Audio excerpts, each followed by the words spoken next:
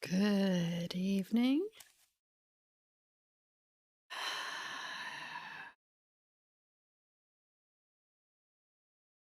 Hello, Goku. Just kind of, how could you know? There's someone crying outside my door as well, going meow, meow. He's not allowed in though. I don't know why he's crying. He's been fed.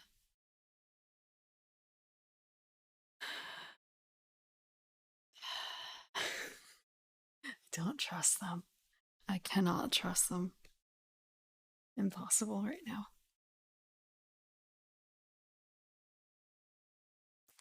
I I really need to rework how I do my setup, and I should check my microphone before I check anything else. I should do that before I check anything else. I had to do a lot of troubleshooting for the past 2 hours on why my microphone disappeared. I realized that, my microphone isn't working. I found out that it was disappearing and reappearing.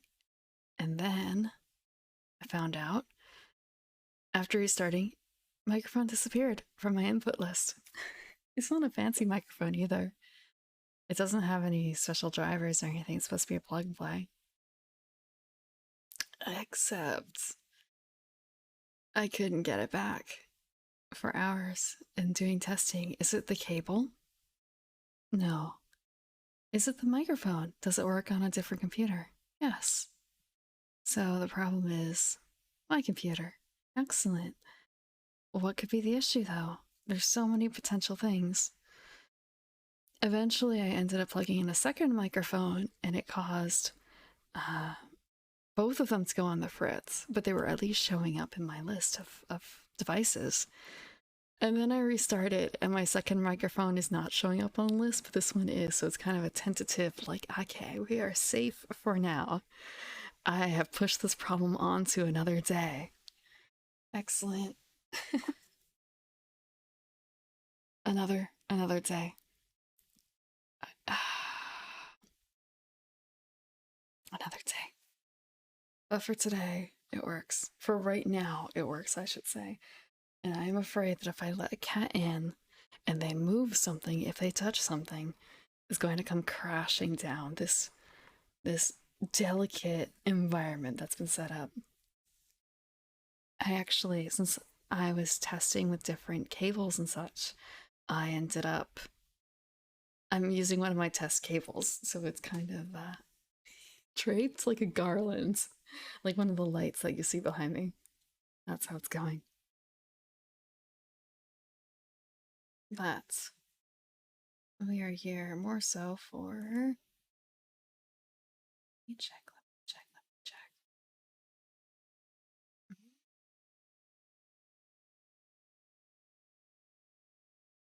We are here for Carmilla. We got let me check. 28 minus, we got like 10 pages in, so I think I'm just going to restart it since we did not get that far in last time.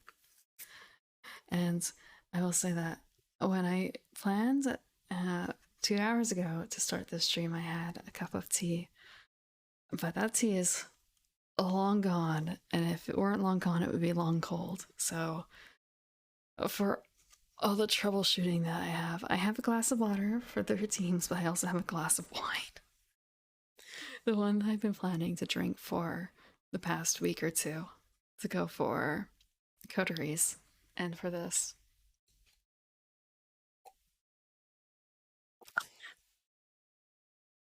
It's a Rioja. Latsana Rioja Tempranillo 2014 Reserva.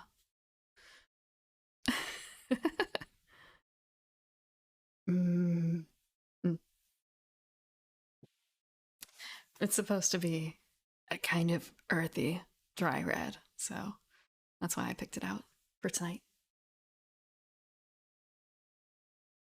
It's a bit too cold yet because when I initially dealt with it. I put it in the fridge.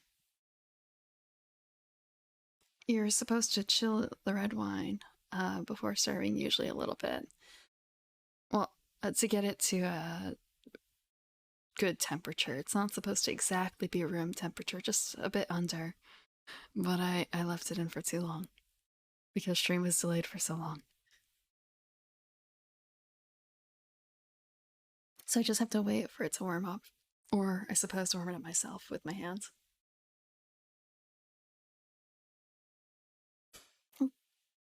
Glass on glass there.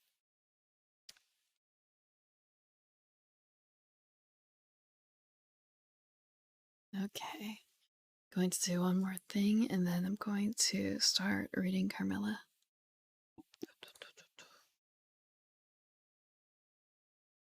Let's switch out.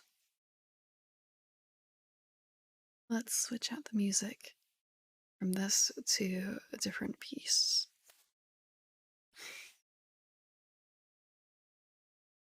I wonder if I can do this.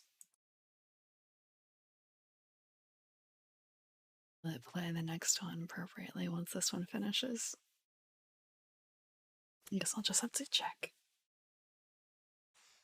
In any case, Carmilla by Sheridan Le Fanu.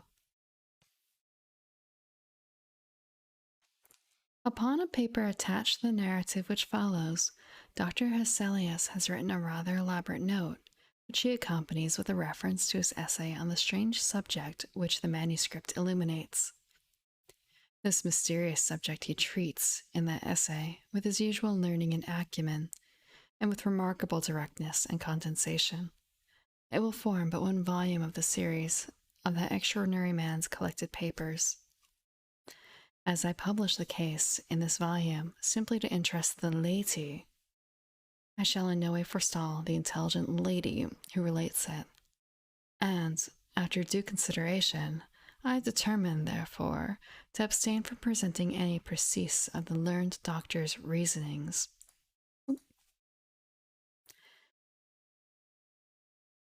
Or extract from his statement on a subject which he describes as involving, not improbably, some of the profoundest arcana of our dual existence, and its intermediates. I was anxious on discovering this paper to reopen the correspondence commenced by Dr. Hesselius so many years before, with a person so clever and careful as his informant seems to have been. Much to my regret, however, I found that she had died in the interval. She, probably, could have added little to the narrative which she communicates in the following pages, with, so far as I can pronounce, such a conscientious particularity. 1. An early fright. Although we are by no means magnificent people, we inhabit a schloss, a castle in Styria. A small income in that part of the world goes a long way. 800 or 900 a year does wonders. Scantily enough, ours would have answered among wealthy people at home. My father is English, and I bear an English name, although I never saw England.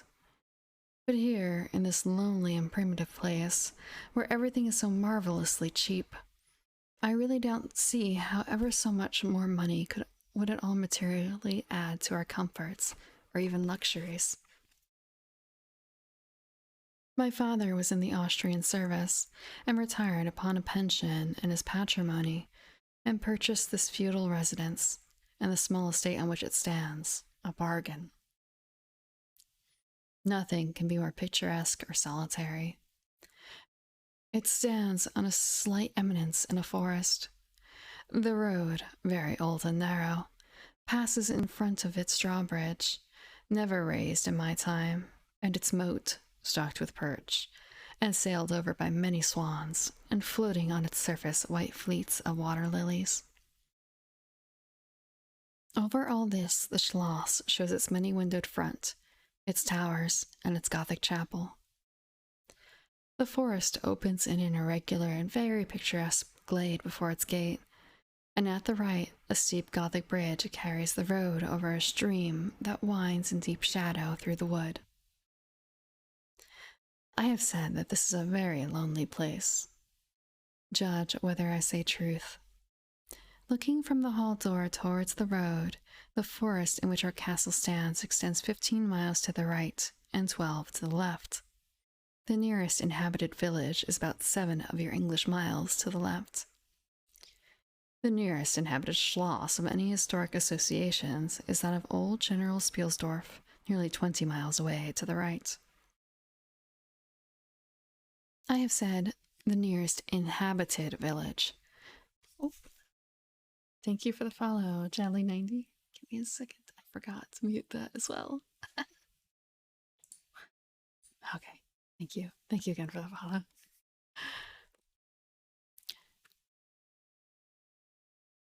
I have said the nearest inhabited village because there is only 3 miles westward. That is to say, in the direction of General Spielsdorf Schloss, a ruined village, with its quaint little church, now roofless, and the aisle of which are the mouldering tombs of the proud family of Karstein, now extinct, who once owned the equally desolate chateau which, in the thick of the forest, overlooks the silent ruins of the town. Respecting the cause of the desertion of this striking and melancholy spot, there is a legend which I shall relate to you another time. I must tell you now how very small is the party who constitute the inhabitants of our castle. I don't include servants or those dependents who occupy the rooms in the buildings attached to the Schloss. Listen and wonder. My father, who is the kindest man on earth, but growing old, and I, at the date of my story, only 19. 8 years have passed since then. I and my father constituted the family at the Schloss. My mother, a Styrian lady, died in my infancy, but I had a good-natured governess who had been with me from, I might almost say, my infancy. I could not remember the time when her fat, benignant face was not a familiar picture in my memory. That was Madame Perrodon, a native of Bern, whose care and good nature in part supplied to me the loss of my mother, whom I do not even remember, so early did I lose her.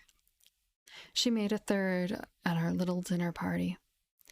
There was a fourth, Mademoiselle de la Fontaine, a lady such as you term, I believe, a finishing governess. She spoke French and German, Madame Perrodon French and broken English, to which my father and I added English, which, partly from patriotic motives, we spoke every day. The consequence was a babble, at which strangers used to laugh, and which I shall make no attempt to reproduce in this narrative. And there were 2 or 3 young lady friends besides, pretty nearly my own age, who were occasional visitors, for longer or shorter terms, and these visits I sometimes returned. These were our regular social resources, but of course there were chance visits from neighbors, of which only 5 or 6 leagues distance. My life was, notwithstanding, a rather solitary one, I can assure you. My elders had just so much control over me as you might conjecture such sage persons would have in the case of a rather spoiled girl, whose only parent allowed her pretty nearly her own way in everything. The first occurrence in my existence, which produced a terrible impression on my mind, which, in fact, never has been effaced, was one of the very earliest incidents of my life which I can recollect. Some people will think it so trifling that it should not be recorded here. You will see, however, by and by, why I mention it. The nursery, as it was called, though I had it all to myself, was a rather large room in the upper story of the castle, with a steep oak roof. I can't have been more than 6 years old when one night I awoke, and looking around the room from my bed, failed to see the nursery maid. Neither was my nurse there, and I thought myself alone. I was not frightened, for I was one of those happy children who are studiously kept in ignorance of ghost stories, of fairy tales, and of all such lore as makes us cover up our heads when the door creaks suddenly, or the flicker of an expiring candle makes the shadow of a bedpost dance upon the wall, nearer to our faces.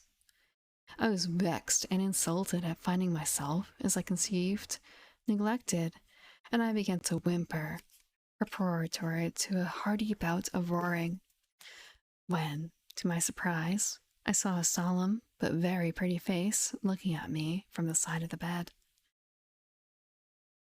It was that of a young lady who was kneeling, with her hands under the coverlet. I looked at her with a kind of pleased wonder and ceased whimpering. She caressed me with her hands and lay down beside me on the bed and drew me towards her, smiling. I felt immediately delightfully soothed and fell asleep again. I was awakened by a sensation as if 2 needles ran into my breast very deep at the same moment, and I cried loudly. The lady started back, with her eyes fixed on me, and then slipped down upon the floor, and, as I thought, hid herself under the bed. I was now, for the first time, frightened, and I yelled with all my might and main. Nurse, nursery maid, housekeeper all came running in, and, hearing my story, they made light of it, soothing me all they could meanwhile. But, child as I was, I could perceive that their faces were pale with an unwonted look of anxiety, and I saw them look under the bed, and about the room, and peep under tables and pluck open cupboards, and the housekeeper whispered to the nurse, "Lay your hand along that hollow in the bed. Someone did lie there, so sure as you did not. The place is still warm." I remember the nursery maid petting me, and all 3 examining my chest, where I told them I felt the puncture, and pronouncing that there was no sign visible of any such thing had happened to me. The housekeeper and the other 2 servants who were in charge of the nursery remained sitting up all night, and from that time a servant always sat up in the nursery until I was about 14. I was very nervous for a long time after this. A doctor was called in. He was pallid and elderly. How well I remember his long saturnine face, slightly pitted with smallpox, and his chestnut wig. For a good while, every second day, he came and gave me medicine, which of course I hated. The morning after I saw this apparition, I was in a state of terror, and could not bear to be left alone, daylight though it was, for a moment. I remember my father coming up and standing at the bedside, and talking cheerfully, and asking the nurse a number of questions, and laughing very heartily at one of the answers, and patting me on the shoulder and kissing me, and telling me not to be frightened, that it was nothing but a dream, and could not hurt me. But I was not comforted, for I knew the visit of the strange woman was not a dream, and I was awfully frightened. I was a little consoled by the nursery maid's assuring me that it was she who had come and looked at me, and lain down beside me in the bed, and that I must have been half dreaming to have not known her face. But this, though supported by the nurse, did not quite satisfy me. I remember, in the course of that day, a venerable old man in a black cassock coming into the room with a nurse and housekeeper, and talking a little to them, and very kindly to me. His face was very sweet and gentle, and he told me they were going to pray, and joined my hands together, and desired me to say, softly, while they were praying, "Lord, hear all good prayers for us, for Jesus' sake." I think these were the very words, for I often repeated them to myself, and my nurse used to for years make me say them in my prayers. I remember so well the thoughtful, sweet face of that white-haired old man in his black cassock, as he stood in that rude, lofty brown room, with the clumsy furniture of a fashion 300 years old about him, and the scanty light entering its shadowy atmosphere through the small lattice. He kneeled, and the 3 women with him, and he prayed aloud with an earnest, quavering voice for, what appeared to me, a long time. I forget all my life preceding that event, and for some time after it is obscure also. But for the scenes I've just described stand out vivid as the isolated pictures of the phantasmagoria surrounded by darkness. Quick drink break. Like water? Water. Water, water.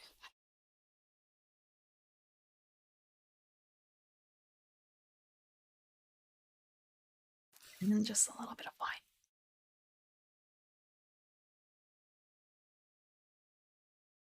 It is getting better as it's getting warmer. It's probably actually at a good temperature. Second sip. Second sip. Not a swig, a sip.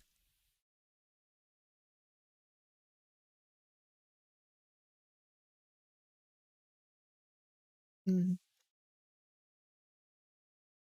I can see where some of the notes come in. Ah, one more sip. One more.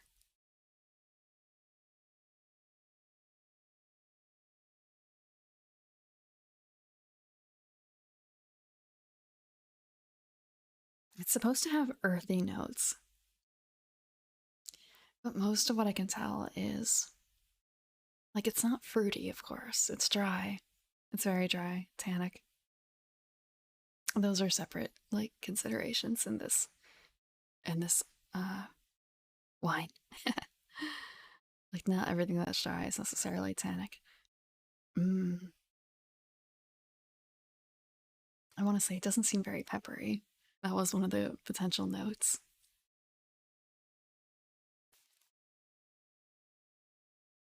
Like I've had peppery wine. This is not quite that. Two, a guest. I am now going to tell you something so strange that it will require all your faith in my veracity to believe my story. It is not only true, nevertheless, but truth of which I have been an eyewitness. It was a sweet summer evening. My father asked me, as he sometimes did, to take a little ramble with him along that beautiful forest vista which I have mentioned is lying in front of the Schloss. General Spielsdorf cannot come to us so soon as I had hoped, said my father, as we pursued our walk. He was to have paid us a visit of some weeks, and we had expected his arrival next day. He was to have brought with him a young lady, his niece and ward, Mademoiselle Reinfeldt, whom I had never seen, but whom I had heard described as a very charming girl, and in whose society I had promised myself many happy days. I was more disappointed than a young lady living in a town or a bustling neighborhood can possibly imagine. This visit, and the new acquaintance it promised, had furnished my daydream for many weeks. And how soon does he come? I asked. Not till autumn, not for 2 months, I dare say, he answered. And I am very glad now, dear, that you never knew. Oh, sorry. And I am very glad now, dear, that you never knew Mademoiselle Reinfeldt. And why? I asked, both mortified and curious. Because, because the young lady is dead, he replied. I quite forgot I had not told you, but you were not in the room when I received the General's letter this morning. I was very much shocked. General Spielsdorf had mentioned in his first letter, 6 or 7 weeks before, that she was not so well as he would wish her, but there was nothing to suggest the remotest suspicion of danger. Here is the General's letter, he said, handing it to me. I am afraid he is in great affliction. The letter appears to me to have been written very nearly in distraction. We sat down on a rude bench, under a group of magnificent lime trees. The sun was setting with all its melancholy splendor behind the sylvan horizon, and the stream that flows beside our home and passes under the steep old bridge I have mentioned wound through many of a group of noble trees, almost at our feet, reflecting in its current the fading crimson of the sky. General Spielsdorf's letter was so extraordinary, so vehement, and in some places so self-contradictory that I read it twice over, the second time aloud to my father, and was still unable to account for it, except by supposing that grief has unsettled his mind. It said, I have lost my darling daughter, for as such I loved her. During the last days of dear Bertha's illness, I was not able to write to you.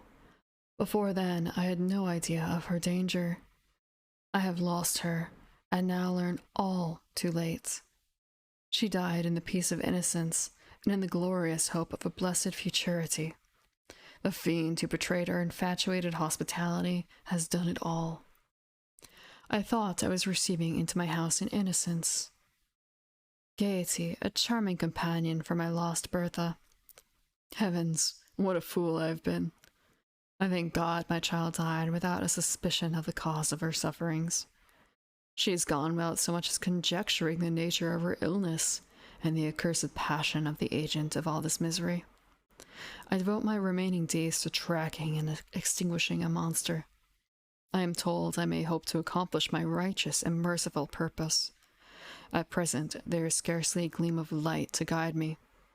I curse my conceited incredulity, my despicable affectation of superiority, my blindness, my obstinacy, all too late.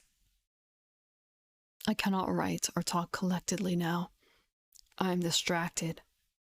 So soon as I shall have a little recovered, I mean to devote myself for a time to enquiry, which may possibly lead me as far as Vienna. Some time in the autumn, 2 months hence, or earlier if I live, I will see you. That is, if you permit me. I will then tell you all that I scarce dare put upon paper now. Farewell. Pray for me, dear friends. Hello, Dirk. How are you? In these terms ended this strange letter. Though I had never seen Bertha Reinfeldt, my eyes filled with tears at the sudden intelligence. I was startled, as well as profoundly disappointed. The sun had now set, and it was twilight by the time I had returned the General's letter to my father. It was a soft, clear evening, and we loitered, speculating upon the possible meanings of the violent and incoherent sentences which I had just been reading. We had nearly a mile to walk before reaching the road that passes the Schloss in front, and by that time the moon was shining brilliantly. At the drawbridge we met Madame Perrodon and Mademoiselle de Lafontaine, who had come out, without their bonnets, to enjoy the exquisite moonlight. We heard their voices gabbling in animated dialogue as we approached. We joined them at the drawbridge and turned about to admire them with the beautiful scene. The glade through the window we had just walked lay before us. At our left, the narrow road wound away under clumps of lordly trees and was lost to sight amid the thickening forest. At the right, the same road crosses the steep and picturesque bridge, near which stands a ruined tower, which once guarded that pass, and beyond the bridge an abrupt eminence rises, covered with trees, and showing in the shadow some gray ivy-clustered rocks. Sorry, page flip. Just thinking like, wait, one second. Just how much further? Okay. I'm gonna take another sip of wine.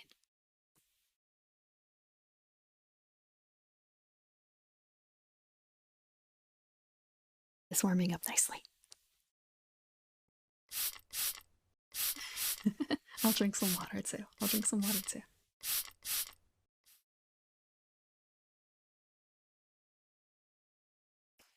It's good to have a palate cleanser.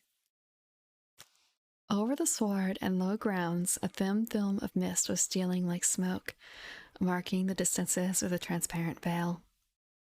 And here and there we could see the river faintly flashing in the moonlight. No softer, sweeter scene could be imagined. The news I had just heard made it melancholy, but nothing could disturb its character of profound serenity and the enchanted glory and vagueness of the prospect. My father, who enjoyed the picturesque, and I stood looking in silence over the expanse beneath us. The 2 good governesses, standing a little way behind us, discoursed upon the scene and were eloquent upon the moon. Madame Perrodon was fat, middle-aged, and romantic, and talked and sighed poetically. Mademoiselle de la Fontaine, in right of her father, who was a German, assumed to be psychological, metaphysical, and something of a mystic, now declared that when the moon shone with a light so intense, it was well known that it indicated a special spiritual activity. The effect of the full moon in such a state of brilliancy was manifold. It acted on dreams. It acted on lunacy. It acted on nervous people. It had marvelous physical influences connected with life. Mademoiselle related that her cousin, who was mate of a merchant ship, having taken a nap on deck on such a night, lying on his back, with his face full in the light of the moon, had awakened after a dream of an old woman clawing him by the cheek, with his features harmfully drawn to one side, and his countenance had never quite recovered its equilibrium. The moon, this night, she said, is full of odyllic and magnetic influence. And see, when you look behind you at the front of the Schloss, how all its windows flash and twinkle with that silvery splendor, as if unseen hands had lighted up the room to receive fairy guests. As a side note for odyllic, odd was a term given to a mysterious vital force in nature. See The Odic Force by Karl von Reichenbach, University Books Incorporated, 1968. There are indolent states of the spirits in which, indisposed to talk ourselves, the talk of others is pleasant to our listless ears, and I gazed on, pleased with the tinkle of the ladies' conversation.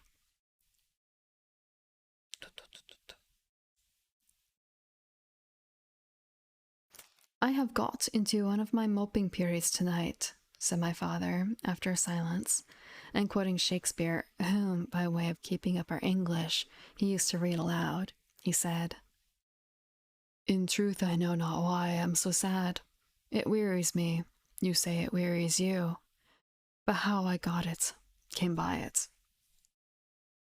I forget the rest, but I feel as if some great misfortune were hanging over us. I suppose the poor General's afflicted letter has something to do with it." At this moment, the unexpected sound of carriage wheels and many hoofs upon the road arrested our attention. They seemed to be approaching from the high ground overlooking the bridge, and very soon the equipage emerged from that point.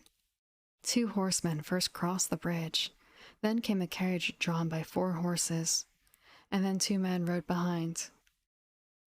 It seemed to be the traveling carriage of a person of rank, and we were all immediately absorbed in watching that very unusual spectacle. It became, in a few moments, greatly more interesting. For, just as the carriage had passed the summit of the steep bridge, one of the leaders, taking fright, communicated his panic to the rest, and, after a plunge or two, the whole team broke into a wild gallop together, and dashing between the horsemen who rode in front, came thundering along the road towards us with the speed of a hurricane. The excitement of the scene was made more painful by the clear, long-drawn screams of a female voice from the carriage window. We all advanced in curiosity and horror, my father in silence, with the rest with various ejaculations of terror. Our suspense did not last long. Just before you reach the castle drawbridge, on the route they were coming, there stands by the roadside a magnificent lime tree. On the other stands an ancient stone cross, at the side of which the horses, now going at a pace that was perfectly frightful, swerved so as to bring the wheel over the projecting roots of the tree. I knew what was coming. I covered my eyes, unable to see it out, and turned my head away. At the same moment, I heard a cry from my lady friends, who had gone on a little. Curiosity opened my eyes, and I saw a scene of utter confusion. 2 of the horses were on the ground. The carriage lay upon its side, with 2 wheels in the air. The men were busy removing the traces, and a lady with a commanding air and figure had got out, and stood with clasped hands, raising a handkerchief that was in them every now and then to her eyes. Through the carriage door was now lifted a young lady who appeared to be lifeless. My dear old father was already beside the elder lady, with his hat in his hands, evidently tendering his aid with the resources of his schloss. The lady did not appear to hear him, or to have eyes for anything but the slender girl who was being placed against the slope of the bank. I approached. The young lady was apparently stunned, but she was certainly not dead. My father, who prided himself on being something of a physician, had just had his fingers to her wrist and assured the lady, who declared herself her mother, that her pulse, though faint and irregular, was undoubtedly still distinguishable. The lady clasped her hands and looked upward, as if in a momentary transport of gratitude, but immediately she broke out again, in that theatrical way which is, I believe, natural to some people. She was what is called a fine-looking woman for her time of life, and must have been handsome. She was tall, but not thin, and dressed in black velvet, and looked rather pale, but with a proud and commanding countenance that now agitated strangely. Give me a second. Gonna fix my posture.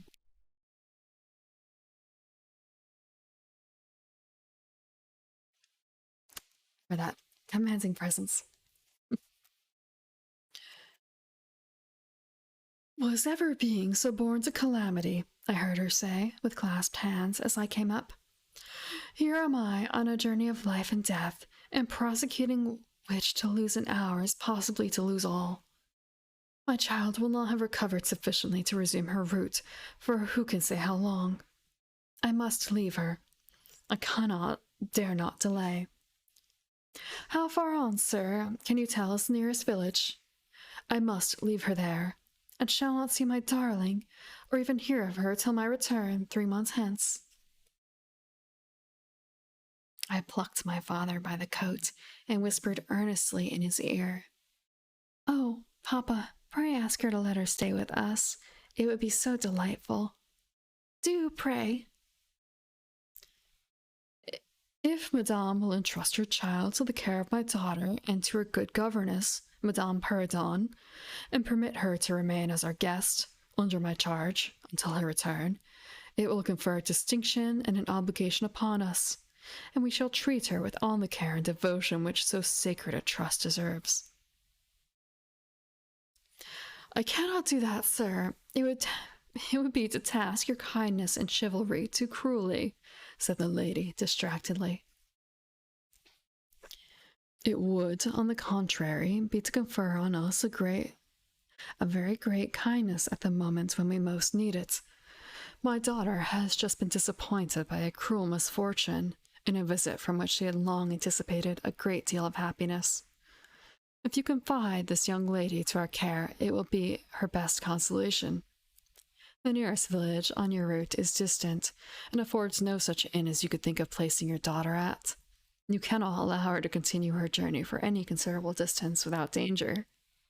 If, as you say, you cannot suspend your journey, you must part with her tonight, and nowhere could you do so with more honest assurances of care and tenderness than here. There was something in this lady's air and appearance so distinguished, and even imposing, and in her manner so engaging as to impress one, quite apart from the dignity of her equipage, with a conviction that she was a person of consequence. By this time the carriage was replaced in its upright position, and the horses, quite tractable, in the traces again. The lady threw on her daughter a glance which I fancied was not quite so affectionate as one might have anticipated from the beginning of the scene. Then she beckoned slightly to my father, and withdrew 2 or 3 steps with him out of hearing, and talked to him with a fixed and stern countenance, not at all like that with she had hitherto spoken. I was filled with wonder that my father did not seem to perceive the change, and also unspeakably curious to learn what it could be that she was speaking, almost in his ear, with so much earnestness and rapidity. 2 or 3 minutes at most, I think, she remained thus employed. Then she turned, and a few steps brought her to where her daughter lay, supported by Madame Perrodon. She kneeled beside her for a moment and whispered, as Madame supposed, a little benediction in her ear. Then, hastily kissing her, she stepped into her carriage. The door was closed. The footmen in stately liveries jumped up behind. The outriders spurred on. The postilions cracked their whips. The horses plunged and broke suddenly into a furious canter that threatened soon again to become a gallop, and the carriage whirled away, followed at the same rapid pace by the two horsemen in the rear. Okay, quick, quick. Water break. I'm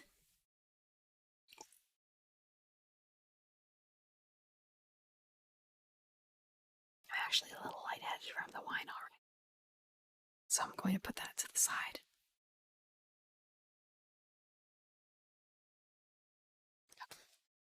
3. We compare notes. We followed the cortege with our eyes until it was swiftly lost to the sight of the misty wood, and the very sound of the hoofs and wheels died away in the silent night air. Nothing remained to assure us that the adventure had not been an illusion for a moment but the young lady, who just at that moment opened her eyes. I could not see, for her face was turned from me, but she raised her head, evidently looking about her, and I heard a very sweet voice ask complainingly, "Where is Mamma?"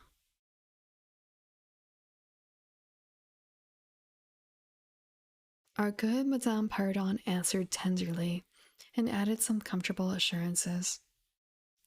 Then I heard her ask, "Where am I? What is this place?"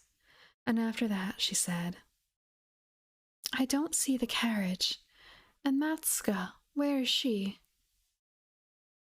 Madame answered all her questions insofar as she understood them, and gradually the young lady remembered how the misadventure came about, and was glad to hear that no one in or in attendance on the carriage was hurt, and on learning her mamma had left her here till her return about 3 months, she wept.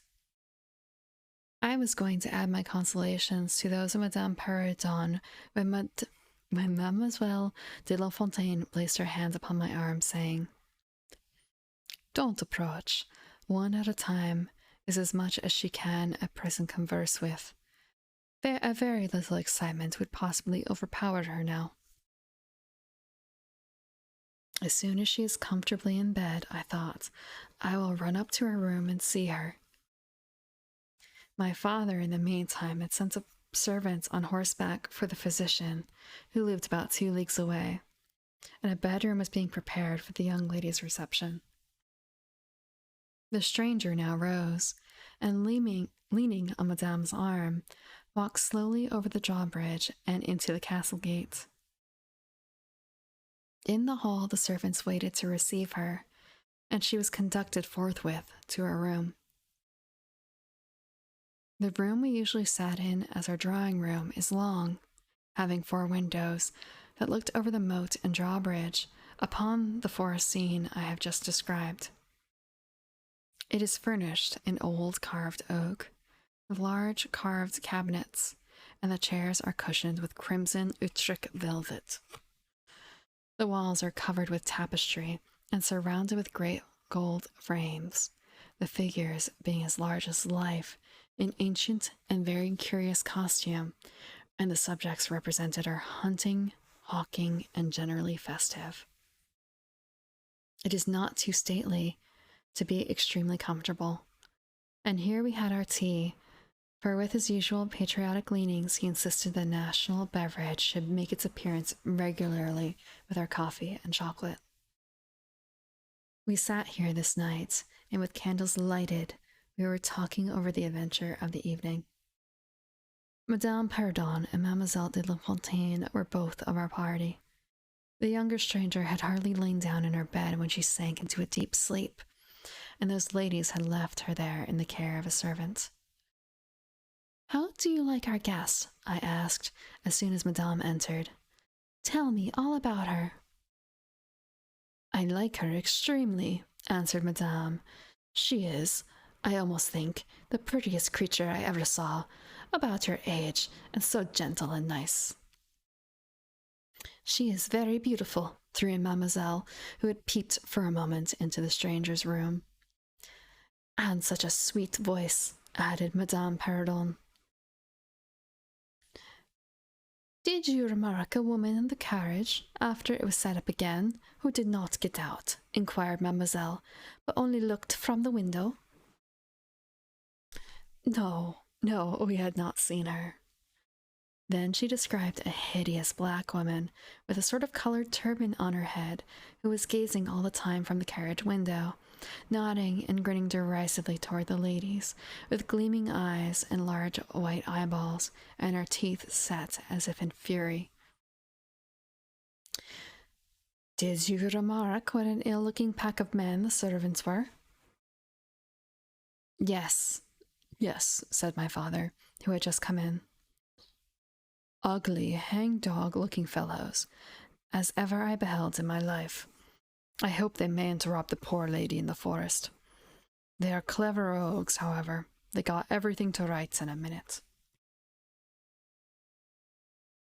I dare say they are worn out with too long travelling, said Madame. Besides, looking wicked, their faces were so strangely lean and dark and sullen.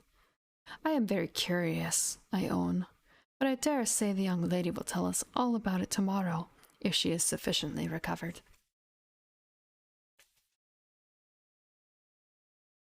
I don't think she will, said my father, with a mysterious smile, and a little nod of his head, as if he knew more about it than he cared to tell us.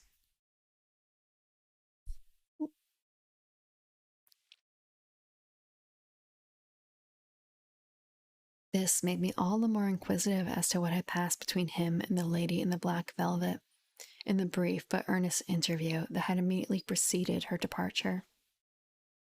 We were scarcely alone when I entreated him to tell me.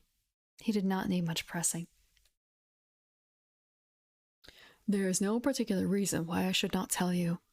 She expressed a reluctance to trouble us with the care of her daughter, saying she was in delicate health, and nervous but not subject to any kind of seizure.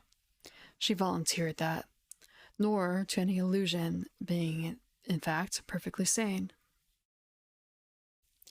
How very odd to say that, I interpolated. It was so unnecessary. At all events, it was said, he laughed. And as you wish to know all that passed, which was indeed very little, I tell you.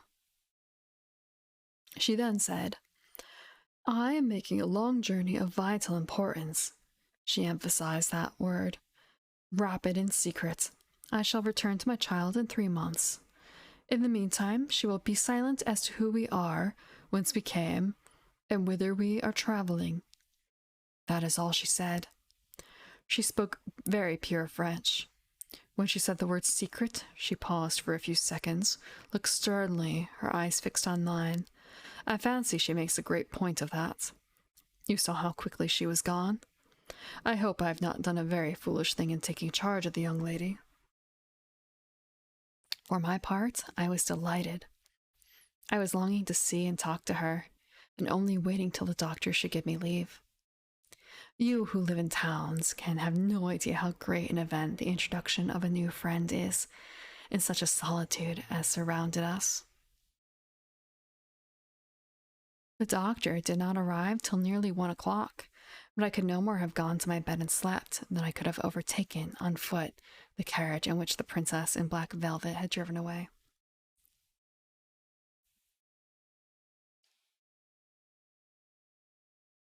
When the physician came down to the drawing-room, it was to report very favorably upon his patient.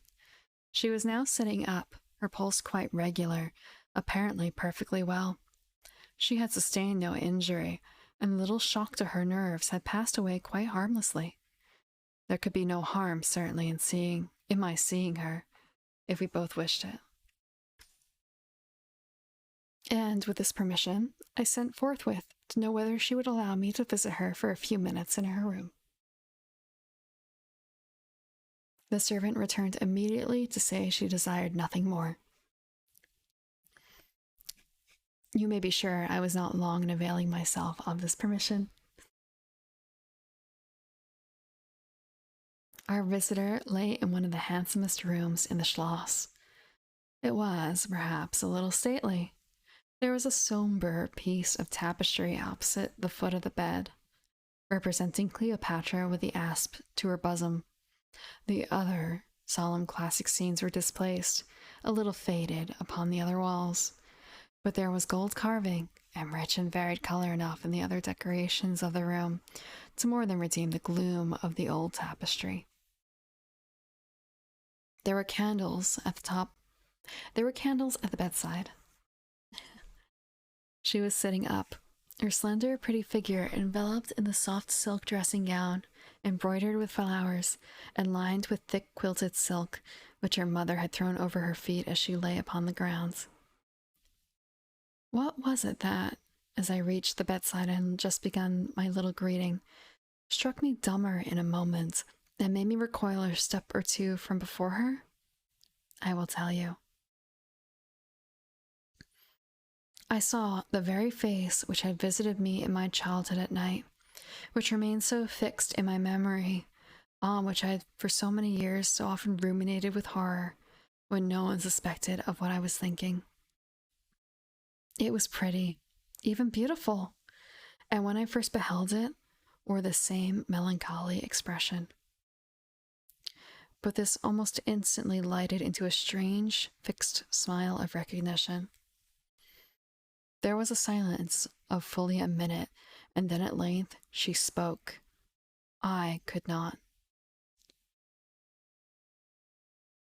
"How wonderful!" she exclaimed. 12 years ago I saw your face in a dream, and it has haunted me ever since. Wonderful indeed, I repeated, overcoming with an effort the horror that had for some time suspended my utterances. 12 years ago, in vision or reality, I certainly saw you. I could not forget your face. It has remained before my eyes ever since. Her smile had softened. Whatever I had fancied strange in it was gone, and it and her dimpling cheeks were now delightfully pretty and intelligent. I felt reassured, and continued more in the vein which hospitality indicated, to bid her welcome and to tell her how much pleasure her accidental arrival had given us all, and especially what a happiness it was to me. I took her hand as I spoke. I was a little shy, as lonely people are, but the situation made me eloquent and even bold. She pressed my hand, she laid hers upon it, and her eyes glowed as, looking hastily into mine, she smiled again and blushed. She answered my welcome very prettily. I sat down beside her, still wondering, and she said, "I must tell you my vision about you. It is so very strange that you and I should have had, each of the other so vivid a dream, that each should have been, I you, and you me, looking as we do now, when of course we were both mere children. I was a child about 6 years old, and I awoke from a confused and troubled dream, and found myself in a room, unlike my nursery, wainscoted clumsily in a dark wood, and with cupboards and bedsteads, and chairs and benches placed about it. The beds, I thought, were all empty, and the room itself without any one but myself in it. And I, after looking about me for some time, and admiring especially an iron candlestick with 2 branches, which I should certainly know again, crept under one of the beds to reach the window. But as I got up from under the bed, I heard someone crying, and looking up, while I was still up upon my knees, I saw you, most assuredly you, as I see you now, a beautiful young lady with golden hair and large blue eyes, and lips, your lips, you, as you are here. Your looks won me. I climbed on the bed and put my arms about you, and I think we both fell asleep. I was aroused by a scream. You were sitting up screaming. I was frightened and slipped down upon the ground, and it seemed to me lost consciousness for a moment. And when I came to myself, I was again in my nursery at home. Your face I have never forgotten since. I could not be misled by mere resemblance. You are the lady whom I then saw. It was now my turn to relate my corresponding vision, which I did to the undisguised wonder of my new acquaintance. I don't know which should be most afraid of the other, she said, again smiling. If you were less pretty, I think I should be very much afraid of you. But being as you are, and you and I both so young, I feel only that I have made your acquaintance 12 years ago, and have already a right to your intimacy. At all events, it just seemed as if we were destined, from our earliest childhood, to be friends. I wonder whether you feel as strangely drawn toward me as I do toward you. I have never had a friend. Shall I find one now? She sighed, and her fine dark eyes gazed passionately on me. Okay, zip, zip.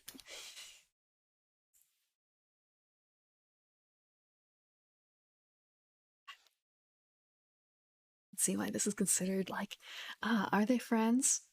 Is this and they were roommate situation? And it's kind of a, I don't think so. I don't think so. Now the truth is, I felt rather unaccountably towards the beautiful stranger.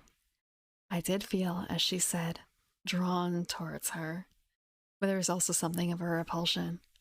In this ambiguous feeling, however, the sense of attraction immensely prevailed. She interested and won me. She was so beautiful and so indescribably engaging. Friends. Friends. Friends with fangs. I perceived now something of a languor and exhaustion stealing over her, and hastened to bid her good night. I do want to say, actually, I want to say, just thinking, I thought initially, like, so that is the vampire. And then now again, it's kind of a, wait, no, was that the vampire? And now, one final time, is this the vampire? I am constantly guessing who is the vampire. I know the vampire is Carmilla, but who among these is Carmilla? We haven't really gotten too many names. Actually, just thinking. Wait, I'm gonna flip right back. We didn't get our girl's name, did we? I don't think we did. And by girl's name, I mean, we know that our main character has an English name, but we don't know what her name is. But I highly doubt that she is a vampire yet. Yet. Although, at the same time, she's probably not going to turn.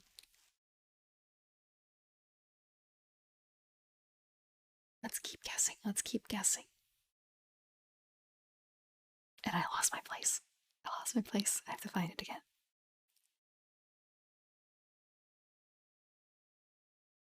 The doctor thinks, I added, that you ought to have a maid to sit up with you tonight. One of ours is waiting, and you will find her a very useful and quiet creature. How very kind of you, but I could not sleep. I never could with an attendant in the room. I shan't require any assistance, and, shall I confess my weakness, I am haunted with a terror of robbers. Our house was robbed once, and 2 servants murdered, so I always lock my door. It has become a habit. And you look so kind, I know you will forgive me. I see there is a key in the lock. She held me close in her pretty arms for a moment and whispered in my ear, Good night, darling. It is very hard to part with you, but good night. Tomorrow, but not early, I shall see you again. She sank back on the pillow with a sigh, and her fine eyes followed me with a fond and melancholy gaze, and she murmured again, Good night, dear friend. Young people like and even love on impulse. I was flattered by the evident, though not as yet undeserved, fondness she showed me. I liked the confidence with which she at once received me. She was determined that we should be very dear friends. Next day came and we met again. I was delighted with my companion, that is to say, in many respects. Her looks lost nothing in daylight. She was certainly the most beautiful creature I had ever seen, and the unpleasant resemblance of the face presented in my early dream had lost the effect of the first unexpected recognition. She confessed that she had experienced a similar shock on seeing me, and precisely the same faint antipathy that had mingled with my admiration of her. We now laughed together over our momentary horrors. Okay, there's another break. Take another sip. Ah, yes. So these are going to be very dear friends. Very dear friends. Okay. 4. Her habits. A saunter. I told you I was charmed with her in most particulars. There were some that did not please me so well. She was above the middle height of women. I shall begin by describing her. She was slender and wonderfully graceful, except that her movements were languid, very languid.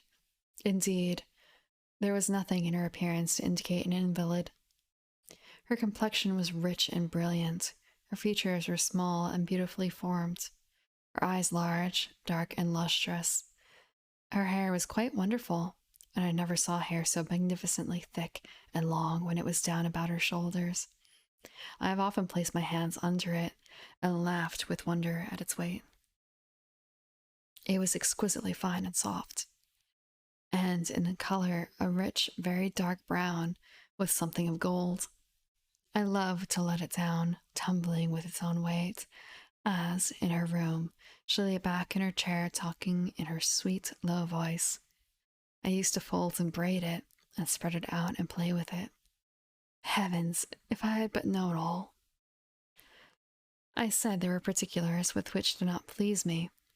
I have told you that her confidence won me the first night I saw her, but I found that she exercised with respect to herself, her mother, her history, everything in fact connected with her life, plans, and people, an ever-wakeful reserve. I dare say I was unreasonable. Perhaps I was wrong. I dare say I ought to have respected the solemn injunction laid upon my father by the stately lady in black velvet. But curiosity is a restless and unscrupulous passion, and no one girl can endure, with patience, that hers should be baffled by another. What harm could it do anyone to tell me what I so ardently desired to know? Had she no trust in my good sense of honor? Why would she not believe me when I assured her, so solemnly, that I would not divulge one syllable of what she had told me to any mortal breathing? There was a coldness, it seemed to me, beyond her years, in her smiling melancholy, persistent refusal to afford me the least ray of light. I cannot say we quarreled upon this point, for she would not quarrel upon any. It was, of course, very unfair of me to press her, very ill-bred, and I really could not help it, and I may just as well have let it alone. What she did tell me amounted, in my unconscionable estimation, to nothing. It was all summed up in 3 very vague disclosures. First, her name was Carmilla. Second, her family was very ancient and noble. Third, her home lay in the direction of the west. She would not tell me the name of her family, nor their armorial bearings, nor the name of the estate, nor even that of the country they lived in. You are not to suppose that I worried her incessantly on these subjects. I watched opportunity and rather insinuated than urged my inquiries. Once or twice, indeed, I did attack more directly, but no matter what my tactics, utter failure was invariably the result. Reproaches and caresses were all lost upon her. But I must add this, that her evasion was conducted with so pretty a melancholy and depreciation, and so many, and even passionate declarations of her liking for me, and trust in my honor, and with so many promises that I should at last know all, that I could not find it in my heart long to be offended with her. Hello, hello, Neforce. We are at page 34. Last time when I read Carmilla, we made it to page 27. So a little bit further along. Okay, one more check since I have stopped real quick. Going to check. I know how many pages this is roughly. Okay. We're on page 34 and it goes up to page 85. My bad, we're on page 35. So 35 to 85. We have 50 more pages to go. 50 more pages to go. Okay, at least I still have, like, I started with a full glass of wine and it's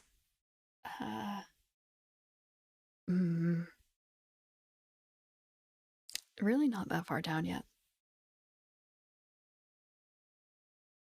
I should also specify when I say full, it's more like a proper glass full. I shouldn't say that either. So you don't usually fill wine glasses to the rim, right? More like a 5-ounce pour. That's closer to a 5-ounce pour, what I have.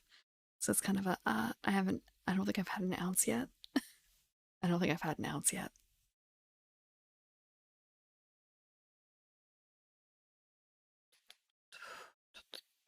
lost my space. Where are we in the story?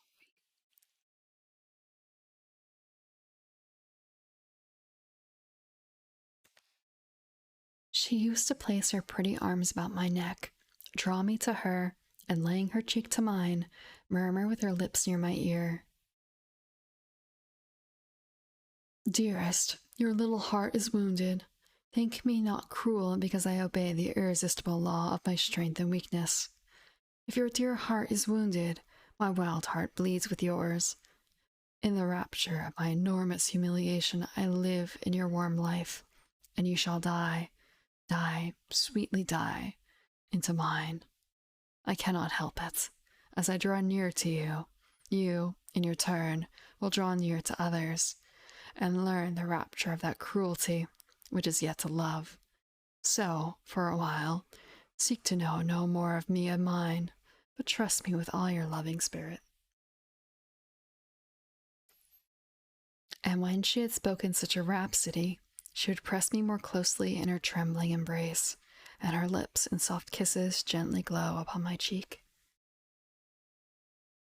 Her agitations and her language were unintelligible to me.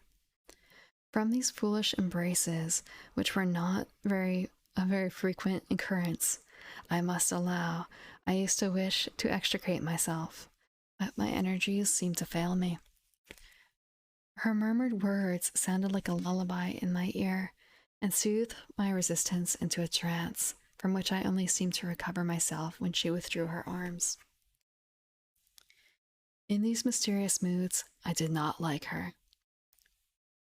I experienced a strange, tumultuous excitement that was pleasurable ever and anon, mingled with a vague sense of fear and disgust. I had no distinct thoughts about her while such scenes lasted, but I was conscious of a love growing into adoration and also of abhorrence. I know this is paradox, but I can make no other attempt to explain the feeling. I now write, after an interval of more than 10 years, with a trembling hand, with a confused and horrible recollection of certain occurrences and situations, in the ordeal through which I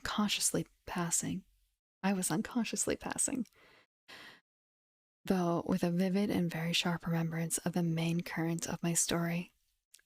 But I suspect, in all lives there are certain emotional scenes, those in which our passions have been most wildly and terribly roused, that are of all others the most vaguely and dimly remembered. Sometimes, after an hour of apathy, my strange and beautiful companion would take my hand and hold it with a fond pressure, renewed again and again, blushing softly, gazing in my face with languid and burning eyes, and breathing so fast that her dress rose and fell with a tumultuous respiration. It was like the ardor of a lover. It embarrassed me. It was hateful and yet overpowering. And with gloating eyes, she drew me to her, and her hot lips traveled along my cheek in kisses, and she would whisper, almost in sobs, "You are mine. You shall be mine. And you and I are one forever." Then she has thrown herself back in her chair, with her small hands over her eyes, leaving me trembling. "Are we related?" I used to ask. "What can you mean by all this? I remind you perhaps of someone whom you love, but you must not. I hate it. I don't know you. I don't know myself when you look and talk so." She used to sigh at my vehemence, then turn away and drop my hands. Respecting these very extraordinary manifestations, I strove in vain to form any satisfactory theory, could not refer them to affectation or trick. It was unmistakably the momentary breaking out of suppressed instinct and emotion. Was she, notwithstanding her mother's volunteered denial, subject to brief visitations of insanity? Or was there here a disguise and a romance? I had read in old storybooks of such things. What if a boyish lover had found his way into the house and sought to make advances in masquerade with the assistance of a clever old adventuress? But here were many things against this hypothesis, highly interesting as it was to my vanity. Sorry, just. Maybe it's a boy. It does not seem to be, though. Thank you for the water. Okay, water. Also, hello, Tige. Hello, Tige.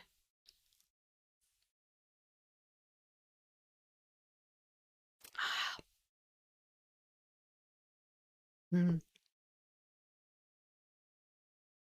There's another note that's appearing in the wine. It's kind of a case of like, what is it? I want to take another sip to find out. Give me a second.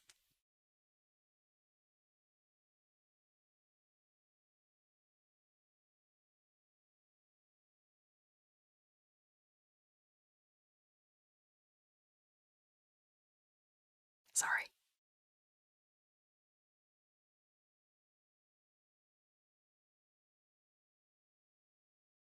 Tell what it is. I'm not going to take a third sip, though. I'm not going to take a third sip. I'll wait on it. Maybe it will come more stronger and a little bit longer. So, what are the reasons why Carmilla is not secretly a boy in disguise wooing the mistress of the house?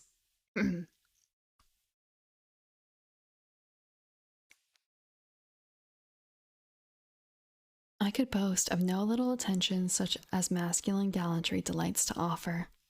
Between these passionate moments, there were long intervals of commonplace, of gaiety, of brooding, melancholy, during which, except as I detected her eyes so full of melancholy fire, following me, at times I might have been as nothing to her.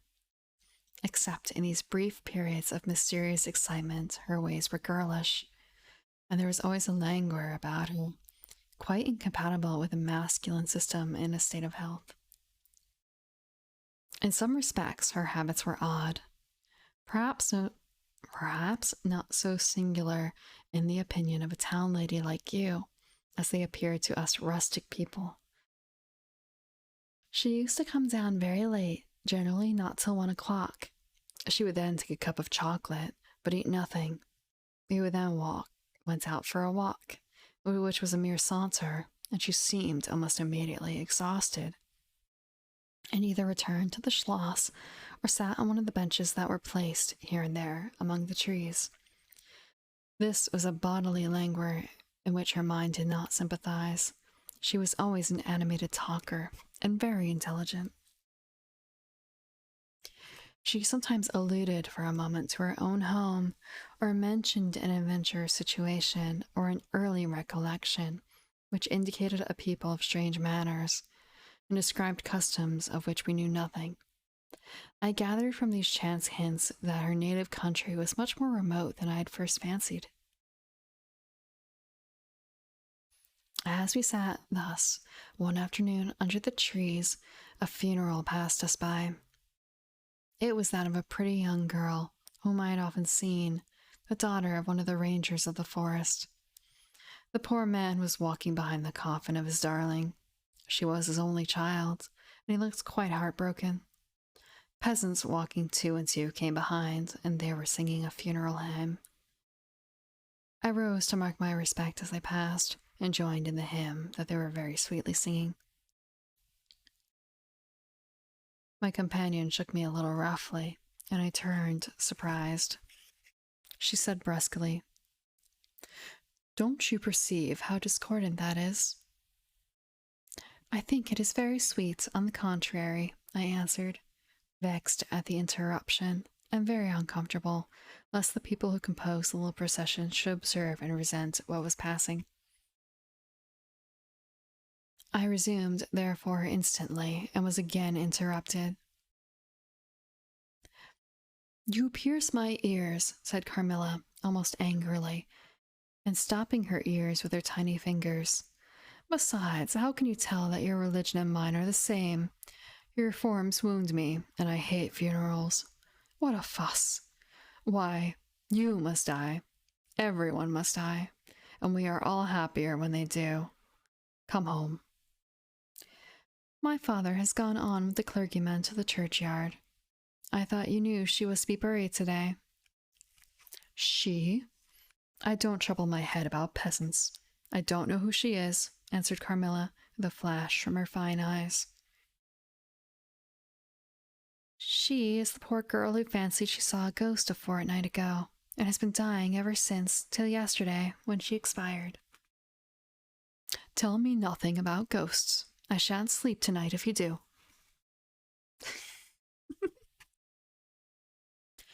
"I hope there is no plague or fever coming. All this looks very like it," I continued. "The swineherd's young wife died only a week ago, and she thought something seized her by the throat as she lay in her bed and nearly strangled her. Papa says such horrible fancies do accompany some forms of fever. She was quite well the day before. She sank afterwards and died before a week." "Well, her funeral is over, I hope, and her hymn sung, and our ears shan't be tortured with that discordant jargon. It has made me nervous. Sit down here beside me. Sit close. Hold my hand. Press it hard. Hard. Harder." We had moved a little back, and had come to another seat. She sat down. Her face underwent a change that alarmed and even terrified me for a moment. It darkened and became horribly livid. Her teeth and hands were clenched, and she frowned and compressed her lips, while she stared down upon the ground at her feet, and trembled all over with a continued shudder as irrepressible as ague. All her energy seemed strained to suppress a fit with which she was then breathlessly tugging, and at length a low convulsive cry of suffering broke from her, and gradually the hysteria subsided. "There, that comes of strangling people with hymns," she said at last. Hold me still. It is passing away." "Thank you for that." And so gradually it did, and perhaps to dissipate the somber impression with which the spectacle had left upon me, she became unusually animated and talkative, and so we got home. This was the first time I had seen her exhibit any definable symptoms of that delicacy of health with which her mother had spoken of. It was the first time, also, I had seen her exhibit anything like temper. Both passed away like a summer cloud, and never but once afterwards did I witness her part of momentary sign of anger. I will tell you how it happened.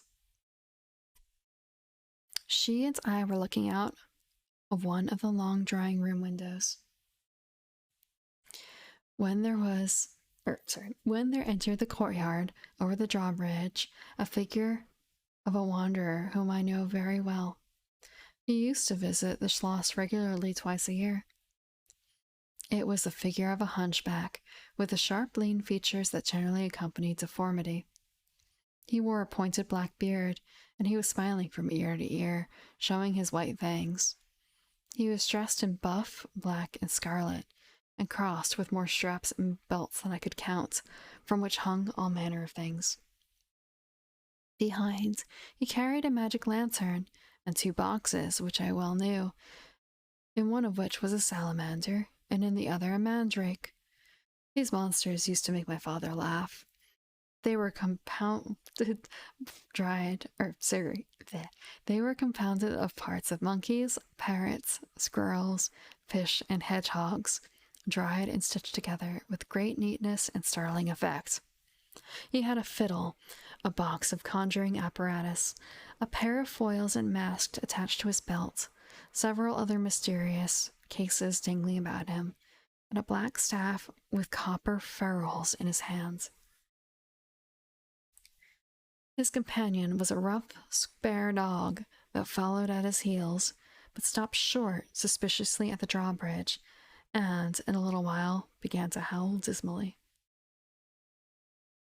In the meantime, the mountebank, standing in the midst of the courtyard, raised his grotesque hat and made us a very ceremonious bow, paying his compliments very volubly in execrable French, and German not much better.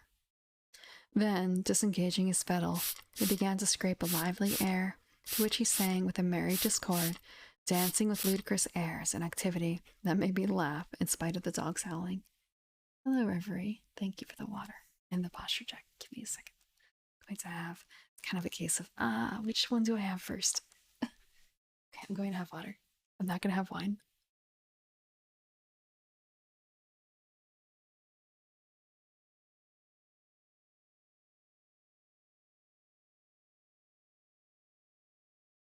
Then he advanced to the window with many smiles and salutations, and his hat in his left hand, his fiddle under his arm, and with a fluency that never took breath, he gabbled a long advertisement of all his accomplishments and the resources of the various arts which he placed at our service, and the curiosities and entertainments which it was in his power at our bidding to display.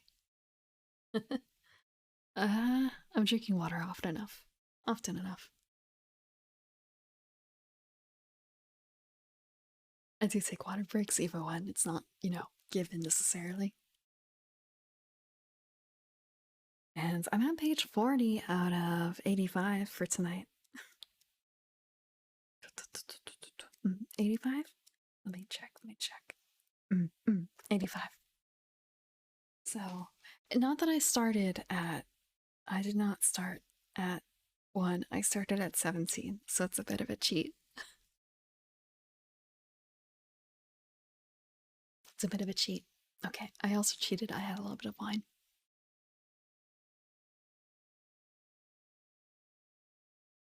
What is it? What is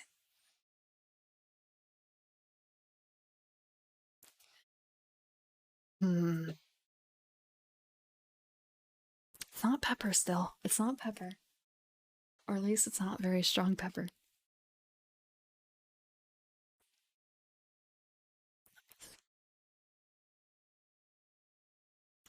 Okay, now back to the book. Thank you for the follow, Tazak. Will your ladyships be pleased to buy an amulet against the vampire, which is going like the wolf, I hear, through these woods, he said, dropping his hat on the pavement. They are dying of it right and left, and here is a charm that never fails. Only pinned to the pillow, and you may laugh in his face. These charms consisted of oblong slips of vellum with cabalistic ciphers and diagrams upon them. Carmilla instantly purchased one, and so did I. Thank you for that, Pet. He was looking up, and we were smiling down upon him, amused, At least I can answer for myself. His piercing black eye, as he looked up at our faces, seemed to detect something that fixed for a moment his curiosity. In an instant, he unrolled a leather case full of all manner of odd little steel instruments. See here, my lady, he said, displaying it and addressing me. I profess, among other things less useful, the art of dentistry. Plague take the dog, he interpolated. Silence, beast. He howls so that your ladyships can scarcely hear a word. Your noble friend, the young lady at your right, has the sharpest tooth, long, thin, pointed, like an owl, like a needle. With my sharp and long sight, as I look up, I've seen it distinctly. Now if it happens to hurt the young lady, and I think it must, here am I. Here are my file, my punch, my nippers. I will make it round and blunt. If her ladyship pleases, no longer the tooth of a fish, but a beautiful young lady as she is. Hey, is the young lady displeased? Have I been too bold? Have I offended her? The young lady, indeed, looked very angry as she drew back from the window. How dares that mountebank insult us so? Where is your father? I shall demand redress from him. My father would have had the wretch tied to the pump and flogged with a cart-whip and burnt to the bones with a castle brand. She retired from the window a step or two and sat down, and hardly lost sight of the offender when her wrath subsided as suddenly as it had risen, and she gradually recovered her usual tone and seemed to forget the little hunchback and his follies. My father was out of spirits that evening. On coming in, he told us that there had been another case similar to the two fatal ones which had lately occurred. The sister of a young peasant on his estate, only a mile away, was very ill. Had been, as she described it, attacked very nearly in the same way. It was now slowly but steadily sinking. All of this, said my father, is strictly referable to natural causes. These poor people infect one another with their superstitions, and so repeat in imagination the images of terror that have infested their neighbors. But that very circumstance frightens one horribly, said Carmilla. How so? Said my father. I am so afraid of fancying I see such things, I think it would be as bad as reality. We are in God's hands. Nothing can happen without his permission, and all will end well for those who love him. He is our faithful creator. He has made us all, and he will take care of us. Creator, nature, said the young lady in answer to my gentle father. And this disease that invades the country is natural. Nature. All things proceed from nature, don't they? All things in the heaven, in the earth, and under the earth, act and live as nature ordains. I think so. The doctor said he would come here today, said my father, after a silence. I want to know what he thinks about it, and what he thinks we had better do. Doctors never did me any good, said Carmilla. Then have you been ill? I asked. More ill than you ever were, she answered. Long ago? Yes, a long time. I suffered from this very illness, but I forget all but my pain and weakness, and they were not so bad as are suffered in other diseases. You were very young then? I dare say. Let us talk no more of it. You would not wound a friend?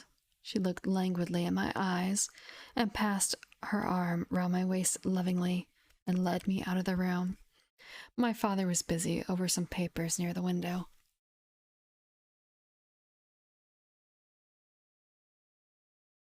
Why does your papa like to frighten us? Said the pretty girl, with a sigh and a little shudder. He doesn't, dear Carmilla. It is the very furthest thing from his mind. Are you afraid, dearest?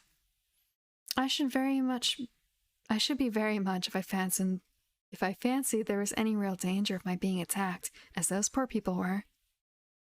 You are afraid to die? Yes, every one of us. Everyone is. Everyone is. But to die as lovers may, to die together so that they may live together. Girls are caterpillars while they live in the world, to be finally butterflies when the summer comes. But in the meantime, there are grubs and larvae, don't you see? Each with their peculiar propensities, necessities, and structure.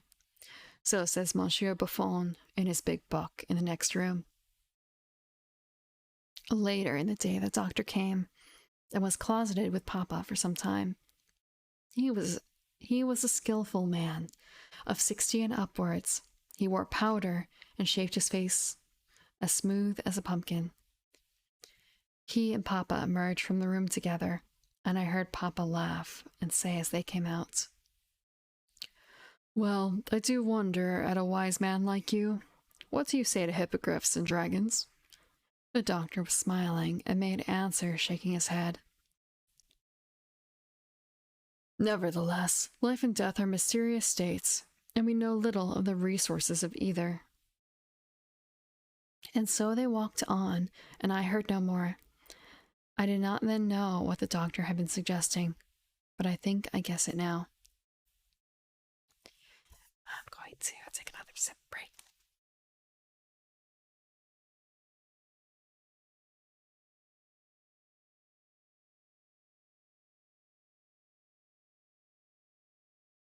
And a smell break.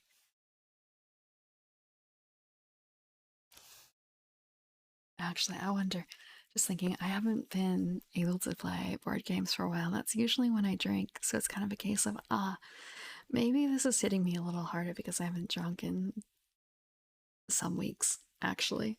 Thinking about it, some weeks. 5. A wonderful likeness. This evening there arrived from Gratz the grave, dark-faced son of the picture cleaner, with a horse and cart laden with 2 large packing cases, having many pictures in each. It was a journey of 10 leagues, and whenever a messenger arrived at the Schloss from our little capital of Gratz, we used to crowd around him in the hall to hear the news. This arrival created in our secluded quarters quite a sensation.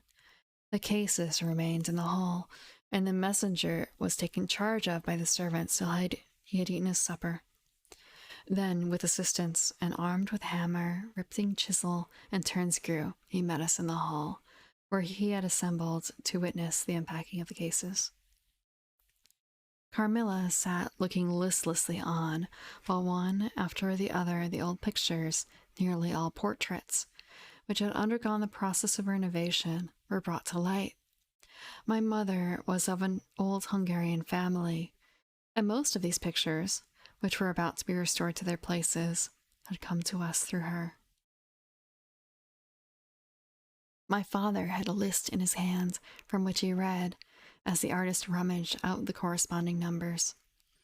I don't know that the pictures were very good, but they were undoubtedly very old, and some of them very curious also. They had, for the most part, the merit of being now seen by me, I may say, for the first time, for the smoke and the dust of time had all but obliterated them.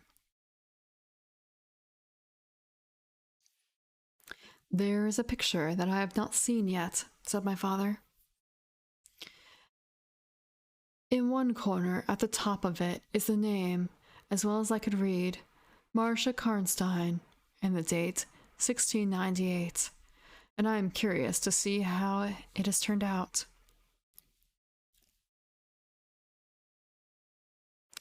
I remember it. It was a small picture, about 1.5 feet high, and nearly square, without a frame, but it was so blackened by age that I could not make it out. The artist now produced it, with evident pride. It was quite beautiful. It was startling. It seemed to live. It was the likeness of Carmilla.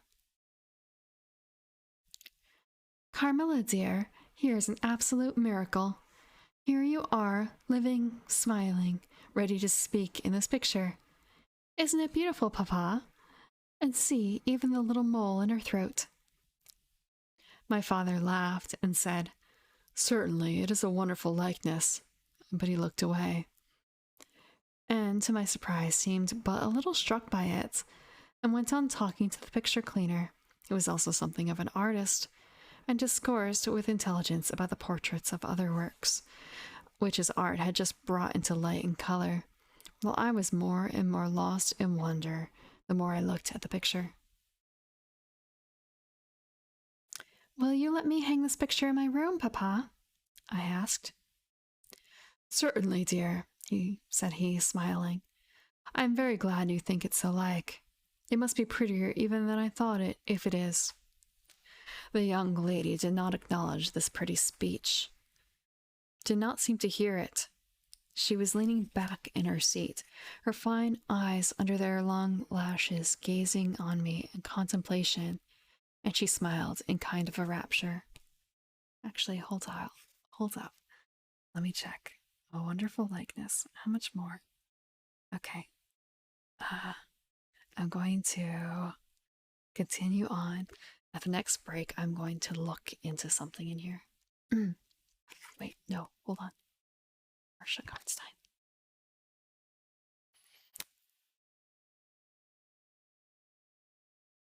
And now you can read quite plainly the name that is written in the corner.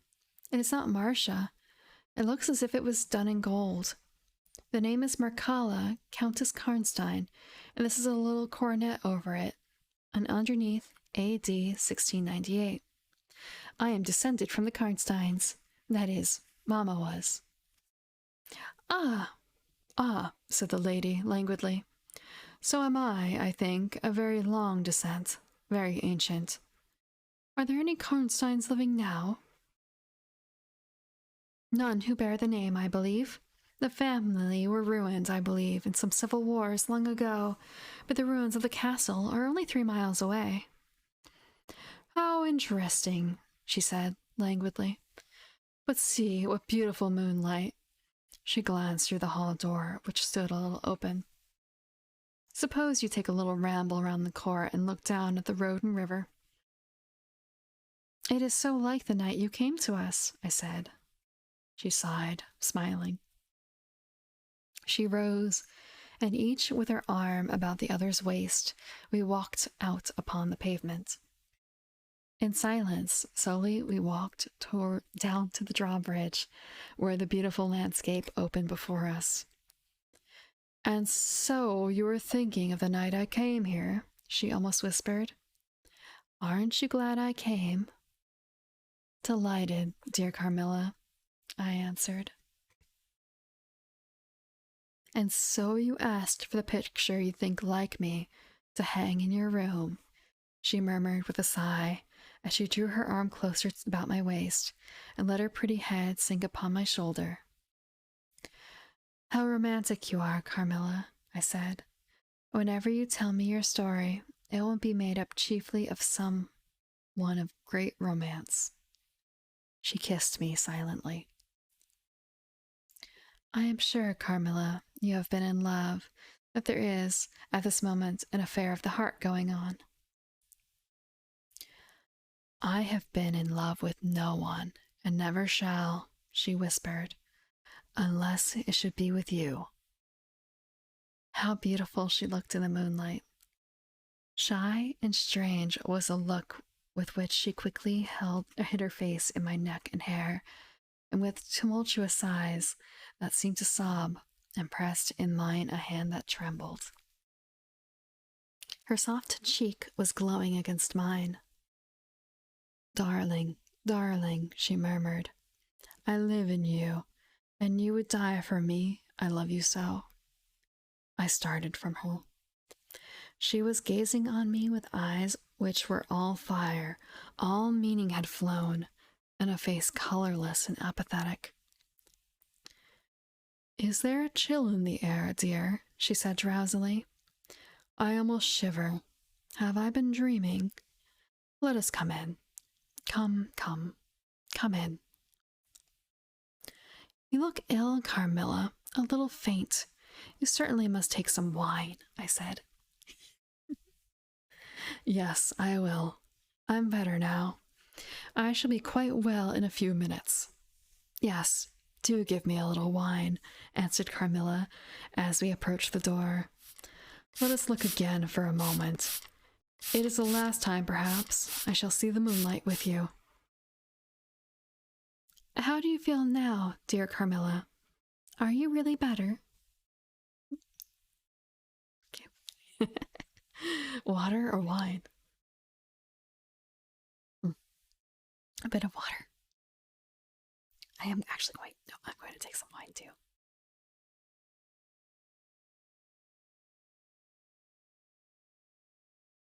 Oof. Oh wow. Okay. It's uh much closer to room temperature now, and it's much more of a punch. The wine. It's much more bold. Like initially, it was kind of a case of like, oh, they say the Rioja is bold in this particular one, and kind of a, not exactly seeing it, but now it's just kind of a, oh, there's the dip. There's the dip. Mm. Like before, it was a slow dance, and now, yeah.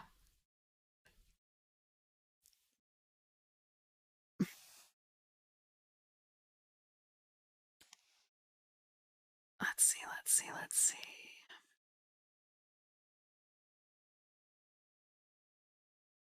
I was beginning to take alarm lest she should have been stricken with the strange epidemic that they said had invaded the country about us. Papa would be grieved beyond measure, I added, if he thought you were ever so little ill, without immediately letting us know. We have a very skillful doctor near this, the physician who was with Papa today. I'm sure he is. I know how kind you all are, but, dear child, I am quite well again. There is nothing ever wrong with me but a little weakness. People say I am languid. I am incapable of exertion. I can scarcely walk as far as a child of 3 years old. And every now and then the little strength I have falters. I have become as you have just seen me. But after all, I am very easily set up again. In a moment I am perfectly myself. See how I have recovered. So, indeed, she had, and she and I talked a great deal, and very animated she was, and the remainder of that evening passed without any recurrence of what I called her infatuations. I mean her crazy talk and looks, which embarrassed and even frightened me. But there occurred that night an event which gave my thoughts quite a new turn, and seemed to startle even Carmilla's languid nature into momentary energy. And that's a break. Real quick, I wanted to check. So we know that Carmilla. Okay, I wanted to make sure, but they already made clear that the house, the property, is the Karnsteins.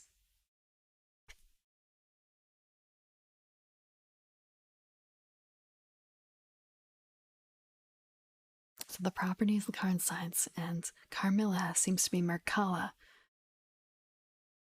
the former Countess Karnstein.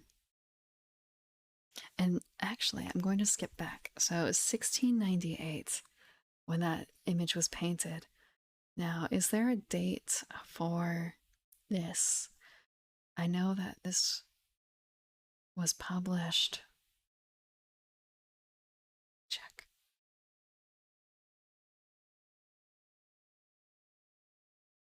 1871.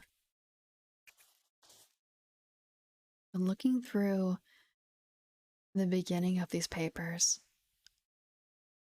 They don't specify, I think, any sort of time frame here.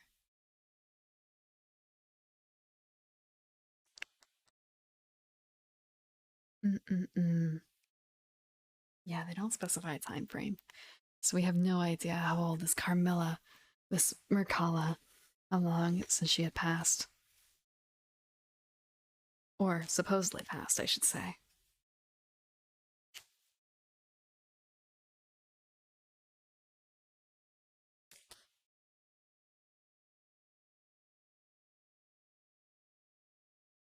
Six. A very strange agony.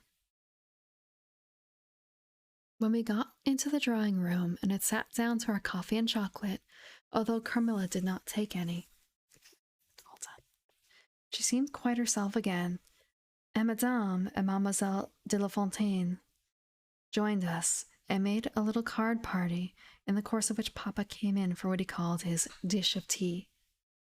When the game was over, he sat down beside Carmilla on the sofa and asked her a little anxiously whether she had heard from her mother since her arrival. She answered, no. He then asked her whether she knew a letter would reach her at present.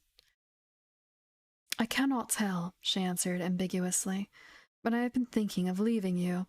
You have been already too hospitable and too kind to me. I have given you an infinity of trouble, but I shall wish to take a carriage tomorrow and post in pursuit of her. I know where I shall ultimately find her, although I do not dare yet tell you.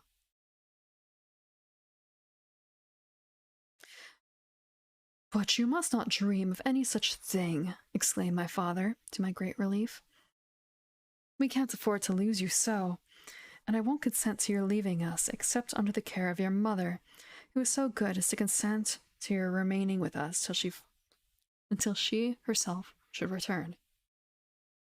I would be quite happy if I knew that you heard from her, but this evening the accounts of the progress of the mysterious disease that has invaded our neighborhood grow even more alarming, and my beautiful guest, I do feel the responsibility, unaided by advice from your mother, very much.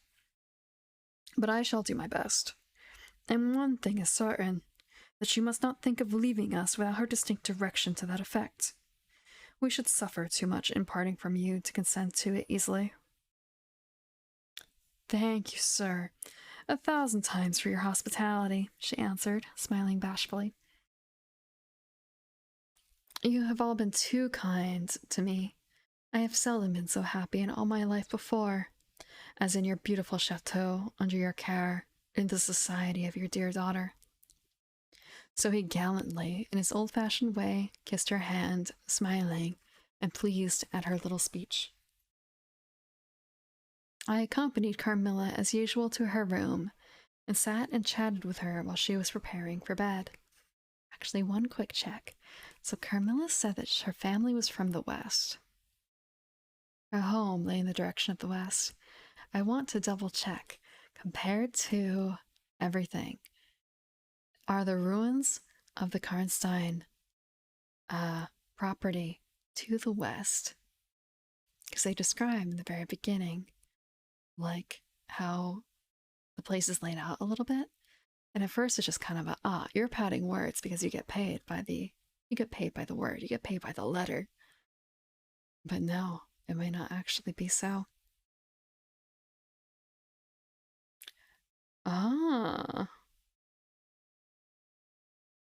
Yes, because the nearest inhabited village, 3 miles westward, in General Spielsdorf Schloss area direction,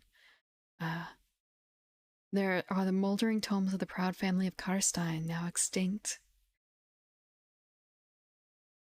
which once owned the equally desolate chateau, which, in the thick of the forest, overlooks the silent ruins of the town. So yes, she was not lying when she said that her home lay in the direction of the west. My bad.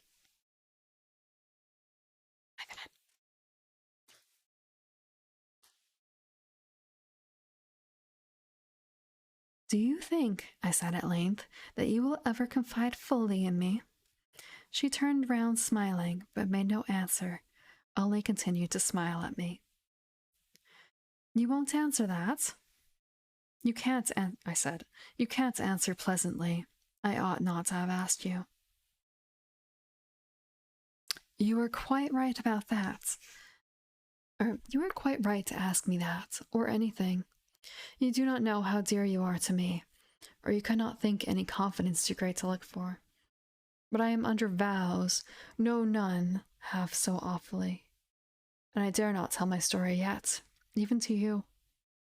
A time is very near when you shall know everything. You will think me cruel, very selfish, but love is always selfish. The more ardent, the more selfish. How jealous am I, or am I? how jealous I am, you cannot know. You must come with me, loving me to death, or else hate me and still come with me, and hating me through death and after. There's no such word as indifference in my apathetic nature. Now, Carmilla, you are going to talk your wild nonsense again, I said hastily. Not I, silly little fool that I am, and full of whims and fancies. For your sake, I'll talk like a sage. Were you ever at a ball? No. How you do run on. What is it like? How charming it must be. I almost forget. It is years ago. I laughed. You are not so old. Your first ball can hardly be forgotten yet. I remember everything about it with an effort. I see it all, as divers see what is going on above them, through a medium, dense, rippling, and transparent. There occurred, that night, what has confused the picture, and made its colors faint. I was all but assassinated in my bed, wounded here, she touched her breast, and never was the same since. Were you near dying? Yes, very. A cruel love, strange love, that would have taken my life. Love will have its sacrifices. No sacrifice without blood. Let us go to sleep now. I feel so lazy. How can I get up just now and lock my door? She was lying with her tiny hands buried in her rich wavy hair, under her cheek, her little head upon the pillow, and her glittering eyes followed me wherever I moved, with a kind of shy smile I could not decipher. I bid her good night, and crept from the room with an uncomfortable sensation. I often wondered whether our pretty guest ever said her prayers. I certainly had never seen her upon her knees. In the morning, she never came down until long after our family prayers were over. At night, she never left the drawing room to attend our brief evening prayers in the hall. If it had not been that it so casually come out in one of her careless talks that she had been baptized, I should have doubted her being a Christian. Religion was a subject on which I had never heard her speak a word. If I had known the world better, this particular neglect or antipathy would have not surprised me. The precautions of nervous people are infectious, and persons of a like temperament are pretty sure, after a time, to imitate them. I had adopted Carmilla's habit of locking her bedroom door, having taken into my head all of her whimsical alarms about midnight invaders and prowling assassins, and also adopted her precaution of making a brief search through her room to satisfy herself that no lurking assassin or robber was ensconced. These wise measures taken, I got into my bed and fell asleep. A light was burning in my room. This was an old habit of very early date, and of which nothing could have tempted me to dispense with. Hello, Vardine. Thus fortified, I might take my rest in peace. But dreams come through stone walls, light up dark rooms, or darken light ones, and their persons make their exits and their entrances as they please, and laugh at locksmiths. Carmilla, Mercala. We are learning about her. We have a tale of, I want to say, two women. Is it love? Is it infatuation? Is it... Well, I want to say it's not bloodlust. It's not bloodlust yet. We shall see. Right now, it seems to be infatuation. But they were chateau mates.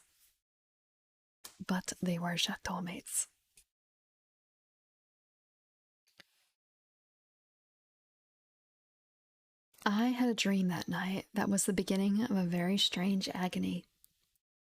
I cannot call it a nightmare, for I was quite conscious of being asleep, but I was equally conscious of being in my room and lying in bed precisely as I actually was. I saw, or I fancied I saw, the room and its furniture just as I had seen it last, except that it was very dark, and I saw something moving round the foot of the bed, which at first I could not accurately distinguish.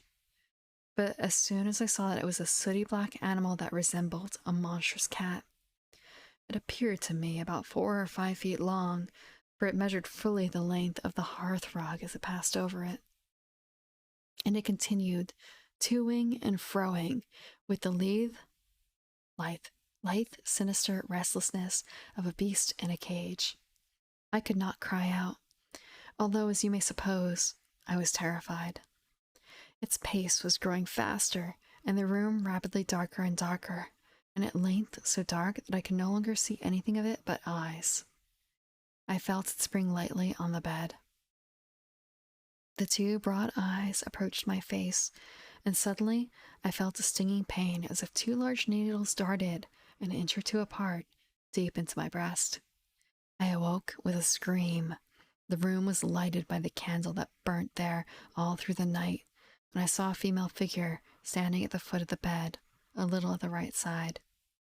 It was in a dark, loose dress, and its hair was down and covered its shoulders. A block of stone could not be more still. There was not the slightest stir of respiration. As I stared at it, the figure appeared to have changed its place. It was now near the door.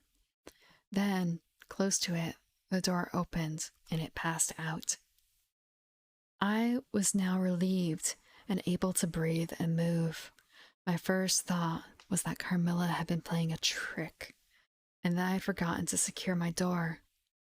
I hastened to it, and I found it locked, as usual, on the inside. I was afraid to open it. I was horrified. I sprang into my bed and covered my head up in the bedclothes and lay there more dead than alive till morning.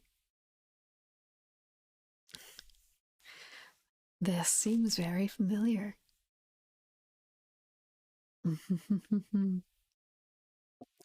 It's been a very long time since I've read Dracula proper, but it's been a much shorter time since I've seen uh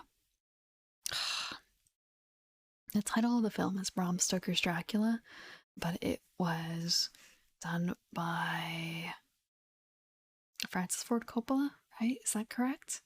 That movie? And I'm assuming the interpretation of Dracula in that is somewhat similar to the one in the book. So it's kind of an so the vampire form, so to speak, is not quite human looking. And the ability to phase through the doors or to not care about locks is also a bit familiar, I think.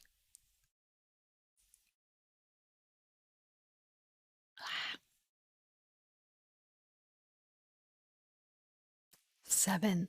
Descending. It would be vain my attempting to tell you the horror with which, even now, I recall the occurrence of that night. It was no such transitory terror as a dream leaves behind it. It seemed to deepen by time and communicated itself to the room and the very furniture that had encompassed the apparition. I could not bear next day to be alone for a moment. I should have told Papa, but for two opposite reasons. At one time I thought he would laugh at my story, and I could not bear being treated as a jest. And at another, I thought he might fancy that I had been attacked by the mysterious complaint which had invaded our neighborhood. I had myself no misgivings of the kind, and as he had been rather an invalid for some time, I was afraid of alarming him. I was comfortable enough with my good-natured companions, Madame Perrodon and the vivacious Mademoiselle Lafontaine. Wait a second, was she just Lafontaine, or was she de Lafontaine? Okay, yeah, so it was earlier, Mademoiselle de Lafontaine. They both perceived that I was out of spirits and nervous, and at length I told them what lay so heavy at my heart. Mademoiselle laughed, but I fancied that Madame Perrodon looked anxious. By the by, said Mademoiselle, laughing, the long lime tree walk behind Carmilla's bedroom window is haunted. Nonsense, exclaimed Madame, which you probably thought the theme rather inopportune. And who tells that story, my dear?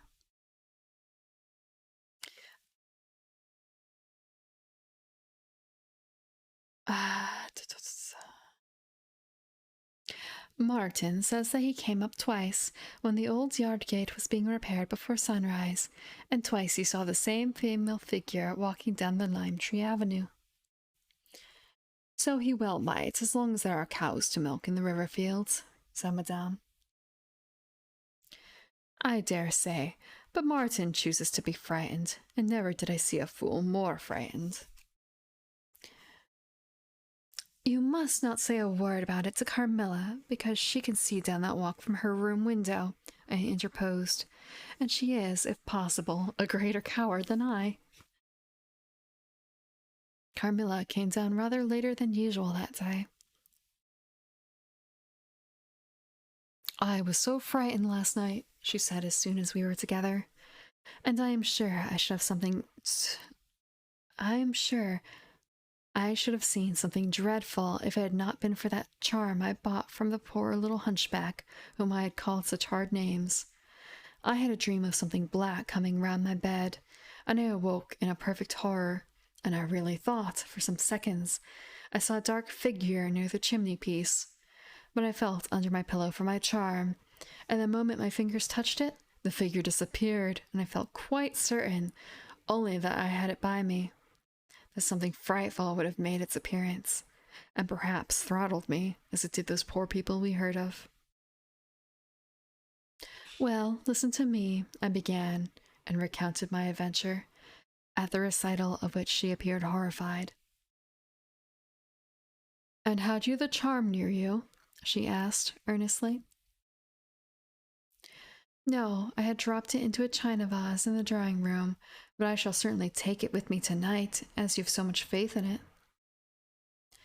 At this distance of time, I cannot tell you, or even understand, how I overcame my horror so effectually as to lie alone in my room that night. I remember distinctly that I pinned the charm to my pillow. I fell asleep almost immediately, and slept even more soundly than usual all night. Next night I passed as well. My sleep was delightfully deep and dreamless, but I awakened with a sense of lassitude and melancholy which, however, did not exceed a degree that was almost luxurious. Hello, Maxie. Okay. Actually, I haven't stretched at all tonight. Let me put a bookmark in and put the book aside real quick. What? Okay.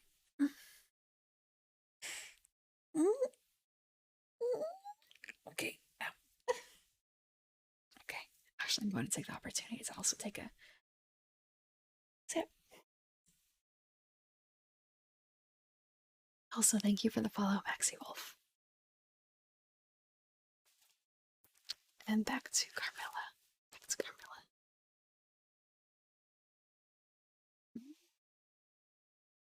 Carmilla. Let's see. It's a good book. We are at page 51 so far of 85. It's interesting. I feel like I want to say it's a better face than Dracula was at any rate. And it feels a little bit more put together than some of the other ones in this vampire story book that I'm reading from. I read The Great Lady Duquesne earlier, and could be better. Could be better.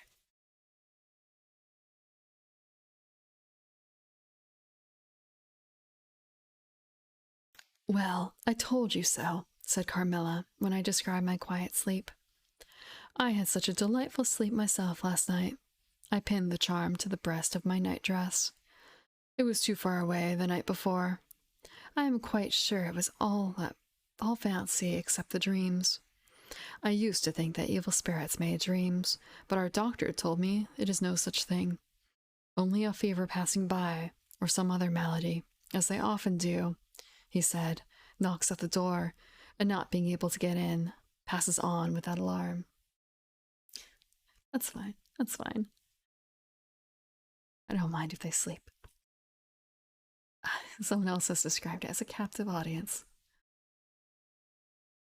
And I want to say, last time I read this 2 weeks ago, I finished 2 other vampire stories, I think, and then on to Carmilla, and I was falling asleep myself. School is tomorrow.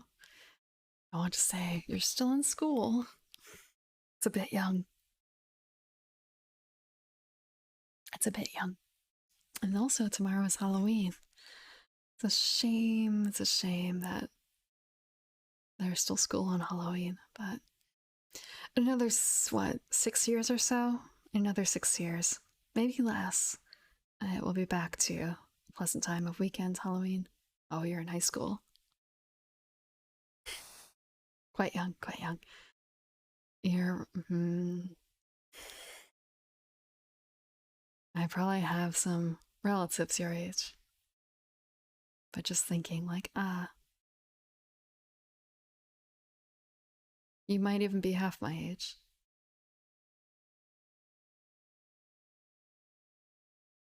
Not high, middle. You're in middle school? That's really young. That's really young.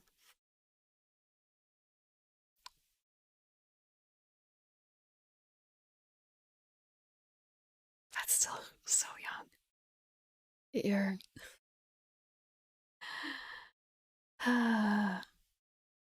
mm. And you've read Carmilla. Well, that's not so bad. Carmilla is not. There's nothing wrong with Carmilla. But again, thinking about the things that I read in 8th grade.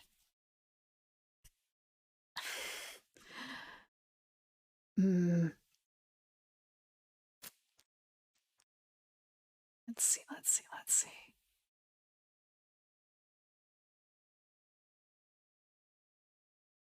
And what do you think the charm is? Said I. It has been fumigated or immersed in some drug, and is an antidote against the malaria, she answered. Then it acts only on the body? Certainly. You don't suppose that evil spirits are frightened by bits of ribbon or the perfumes of a druggist's shop? No, these complaints, wandering in the air, begin by trying the nerves, and so infect the brain. But before they can seize upon you, the antidote repels them. That, I am sure, is what the charm has done for us. It is nothing magical. It is simply natural. I should have been happier if I could have quite have agreed with Carmilla, but I did my best, and the impression was a little losing its force. For some nights I slept profoundly, but still every morning I felt the same lassitude, and a languor weighed upon me all day. I felt myself a changed girl. A strange melancholy was stealing over me, a melancholy that I would not have interrupted. Dim thoughts of death began to open, and an idea that I was slowly sinking took gentle and somehow not unwelcome possession of me. If it was sad, the tone of mind which this induced was also sweet. Whatever it might be, my soul acquiesced in it. I would not admit that I was ill. I would not consent to tell my papa, or to have the doctor sent for. Carmilla became more devoted to me than ever, and her strange paroxysms of languid adoration were frequent. She used to dote on me with increasing ardor, the more my strength and spirits waned. This always shocked me like a momentary glare of insanity. Without knowing it, I was now in a pretty advanced stage of the strangest illness under which mortal ever suffered. There was an unaccountable fascination in its earlier symptoms that more than reconciled me to the incapacitating effect of that stage of the malady. This fascination increased for a time, until it reached a certain point, when gradually a sense of the horrible mingled itself with it, deepening, as you shall hear, until it discolored and perverted the whole state of my life. The first change I experienced was rather agreeable. It was very near the turning point from which the descent of a furnace, which began the descent of a furnace. Certain vague and strange sensations visited me in my sleep. The prevailing one was that of pleasant, peculiar, cold thrill which we feel in bathing, when we move against the current of a river. This was soon accompanied by dreams that seemed interminable, and were so vague that I could never recollect their scenery and persons, or anyone connected portion of their action. But they left an awful impression, and a sense of exhaustion, as if I had passed through a long period of great mental exertion and danger. After all these dreams, there remained on waking a remembrance of having been in a place very nearly dark, and of having spoken to people whom I could not see, and especially of one clear voice, of a female's, very deep, that spoke as if at a distance, slowly, and producing always the same sensation of an indescribable solemnity and fear. Sometimes there came a sensation as if a hand was drawn softly along my cheek and neck. Sometimes it was as if warm lips kissed me, and longer and more lovingly as they reached my throat. But there the caress fixed itself. My heart beat faster, my breathing rose and fell rapidly, and full drawn. A sobbing that rose into a sense of strangulation supervened and turned into a dreadful convulsion, in which my senses left me and I became unconscious. It was now 3 weeks since the commencement of this unaccountable state. My sufferings had, during the last week, told upon my appearance. I had grown pale, my eyes were dilated and darkened underneath, and the languor which I had long felt began to display itself in my countenance. My father asked me often whether I was ill. With obstinacy which now seems to me unaccountable, I persisted in assuring him that I was quite well. In a sense, this was true. I had no pain. I could complain of no bodily derangement. My complaint seemed to be one of the imagination, or of the nerves. And, horrible as my sufferings were, I kept them, with a morbid reserve, very nearly to myself. It could not be that terrible complaint which the peasants called the vampire, for I had now been suffering for 3 weeks, and they were seldom ill for much more than 3 days, when death put an end to their miseries. Carmilla complained of dreams and feverish sensations, but by no means of so alarming a kind as mine. I say that mine were extremely alarming. Had I been capable of comprehending my condition, I would have invoked aid and advice on my knees. The narcotic of an unsuspected influence was acting upon me, and my perceptions were benumbed. I am going to tell you now of a dream that led immediately to an odd discovery. One night, instead of the voice I was accustomed to hear in the dark, I heard one, sweet and tender, and at the same time terrible, which said, "Your mother warns you to beware of the assassin." At the same time, a light unexpectedly sprang up, and I saw Carmilla standing near the foot of my bed, in her white nightdress, bathed from her chin to her feet in one great stain of blood. I waked with a shriek, possessed with the one idea that Carmilla was being murdered. I remember springing from my bed, and my next recollection is that of standing on the lobby, crying for help. Madame and Mademoiselle came scurrying out of their rooms in alarm. A lamp burned always on in the lobby, and seeing me, they soon learned the cause of my terror. I insisted on knocking on Carmilla's door. Our knocking was unanswered. It soon became a pounding and an uproar. We shrieked her name, but all was vain. We all grew frightened, for the door was locked. We hurried back in a panic to my room. There we rang the bell long and furiously. If my father's room had been at that side of the house, we would have called him up at once to our aid. But alas, he was quite out of hearing, and to reach him involved an excursion for which none of us had the courage. Okay, I'll take some water. Thank you, Hardcrust.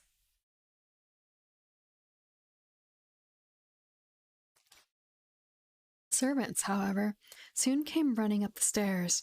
I had got on my dressing gown and slippers meanwhile, and my companions were already similarly refreshed. Recognizing the voices of the servants on the lobby, we sallied out together. Having renewed as fruitlessly our summons at Carmilla's door, I ordered the men to force the lock. They did so, and we stood, holding our lights aloft, in the doorway, and so we stared into the room. We called her by name, but there was still no reply. We looked around the room. Everything was undisturbed. It was exactly in the state in which I left it on bidding her good night. But Carmilla was gone. I'm going to take a minute to refresh my water. It's running a bit low. And we are at page 54 of 85, so we have another 30-ish pages to go. Yes, we have another 30-ish pages to go. So I will see you in a little bit.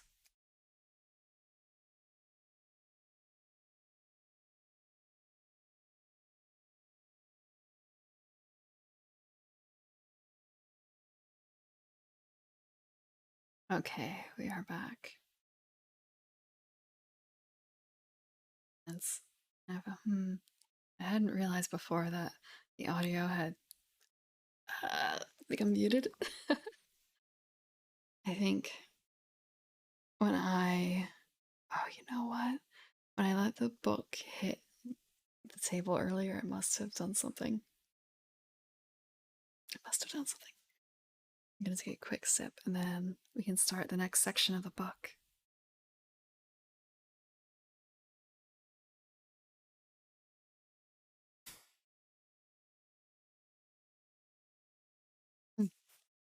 Last against last. Welcome back, Arcris. You're in time for Search, Section 8 of Carmilla. For a brief recap, if you haven't read it before, we have our protagonist, the lonely 19-year-old, whose name I've honestly already forgotten. I don't know what her name is. Is her name really that important? Not 100% certain. And she lives alone, quote unquote, with her father in the castle. Let's ignore all the servants that live there, too. She's so lonely. Can't you understand? And she has been... They have a house visitor that they are taking care of. One, Carmilla, who they also found a portrait of, dated from 1698. We have no idea what the current time frame is. And Carmilla has been hitting on our protagonist pretty strongly. There's also heavy implications that she is her ancestor.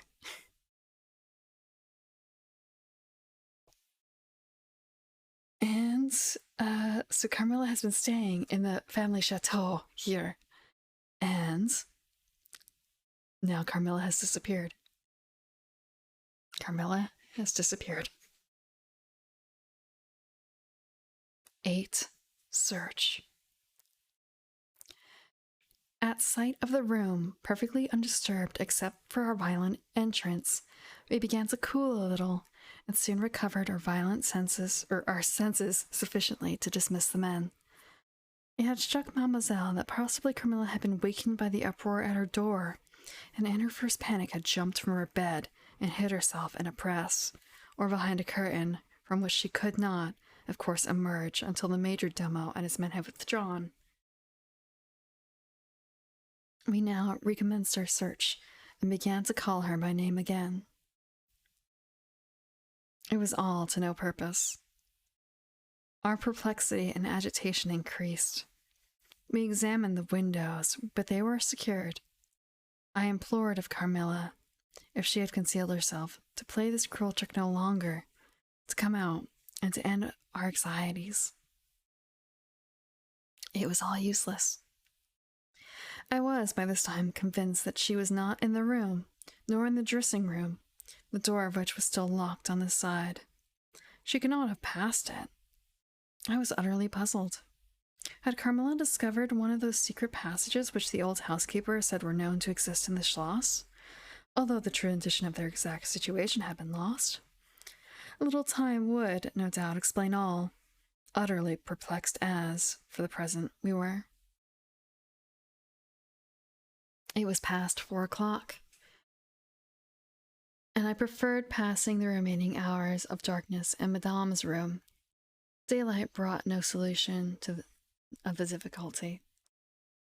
The whole household, with my father at its head, was in a state of agitation next morning. Every part of the chateau was searched. The grounds were explored. Not a trace of the missing lady could be discovered. The stream was about to be dragged. My father was in distraction. What a tale to have to tell the poor girl's mother on her return. I, too, was almost beside myself, though my grief was quite of a different kind. The morning was passed in alarm and excitement. It was now 1 o'clock, and still no tidings. I ran up to Carmilla's room, and found her standing at the dressing table. I was astounded. I could not believe my eyes. She beckoned me to her with her pretty finger in silence. Her face expressed extreme fear. I ran to her in an ecstasy of joy. I kissed and embraced her again and again. I ran to the bell and rang it vehemently to bring others to the spot who might at once relieve my father's anxiety. Dear Carmilla, what has become of you all this time? We have been in agonies of anxiety about you, I exclaimed. Where have you been? How did you come back? Last night has been a night of wonders, she said. For mercy's sake, explain all you can. It was past 2 last night, she said, when I went to sleep as usual in my bed, with my doors locked, that of the dressing room and that opening upon the gallery. My sleep was uninterrupted, and, so far as I know, dreamless. When I awoke just now on the sofa in the dressing room there, I found the door between the rooms open, and the other door forced. How could this all have happened without my being awakened? I must have been accompanied with a great deal of noise, and I am particularly easily awakened. How could I have been carried out of my bed without my sleep having been interrupted? I, whom the lightest stir startles. By this time, Madame, Mademoiselle, my father, and a number of the servants were in the room. Carmilla was, of course, overwhelmed with inquiries, congratulations, and welcomes. She had but one story to tell, and seemed the least able of all the party to suggest any way of accounting for what had happened. My father took a turn up and down the room, thinking. I saw Carmilla's eye follow him for a moment with a sly, dark glance. When my father had sent the servants away, Mademoiselle having gone in search of a little bottle of valerian and sal volatile, and there being no one now in the room with Carmilla except my father, Madame, and myself, he came to her thoughtfully, took her hand very kindly, led her to the sofa, and sat down beside her. Will you forgive me, my dear, if I risk a conjecture and ask a question? Who can have a better right? She said. Ask what you please, and I will tell you everything. But my story is simply one of bewilderment and darkness. I know absolutely nothing. Put any question you please. But you know, of course, the limitations Mama has placed me under.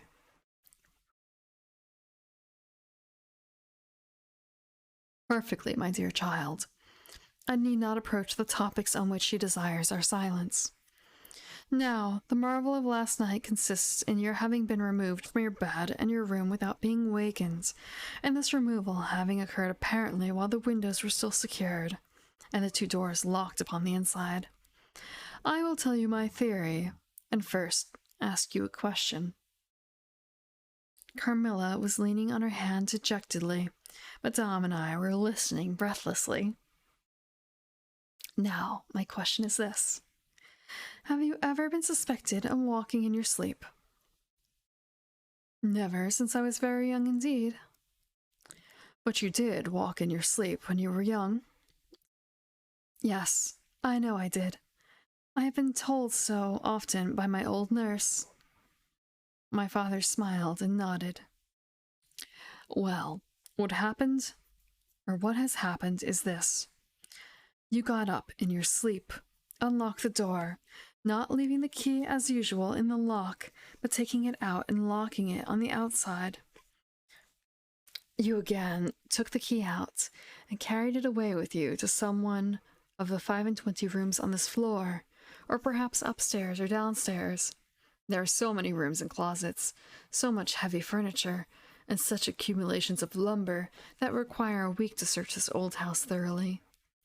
Do you see now what I mean?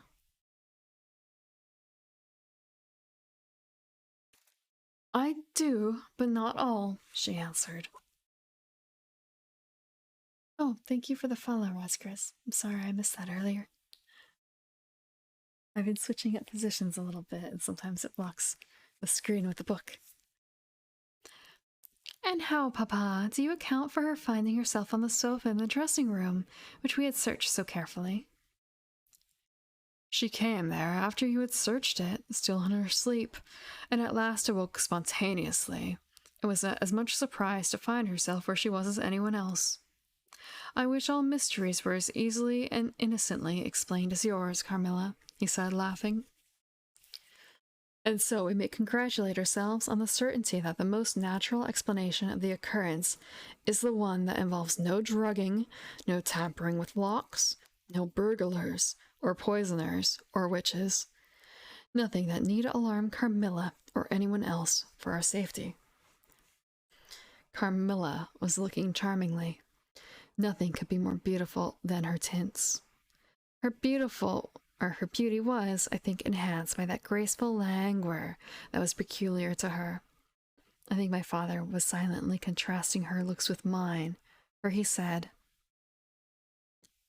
I wish my poor Laura was looking more like herself, and he sighed.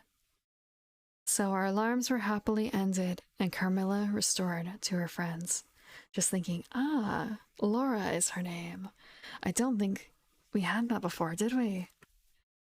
Let me check. Laura.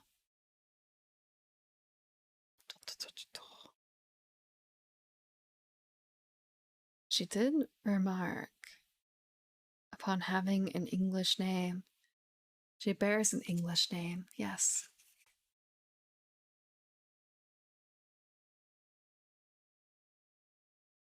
But I don't think we have much more than that.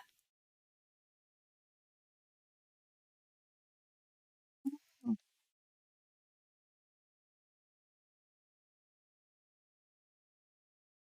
9. The doctor. As Carmilla would not hear of an attendant sleeping in her room, my father arranged that a servant should sleep outside her door, so that she could not attempt to make another such excursion without being arrested at her own door. The night passed quietly. The next morning early, the doctor, whom my father had sent for without telling me a word about it, arrived to see me. Madame accompanied me to the library, and there the grave little doctor, with white hair and spectacles, whom I mentioned before, was waiting to receive me. I told him my story, and as I proceeded he grew graver and graver. We were standing, he and I, in the recess of one of the windows, facing one another. When my statement was over, he leaned with his shoulders against the wall, and with his eyes fixed on me earnestly with an interest in which was a dash of horror. After a minute's reflection, he asked Madame if he could see my father. He was sent for accordingly, and as he entered, smiling, he said,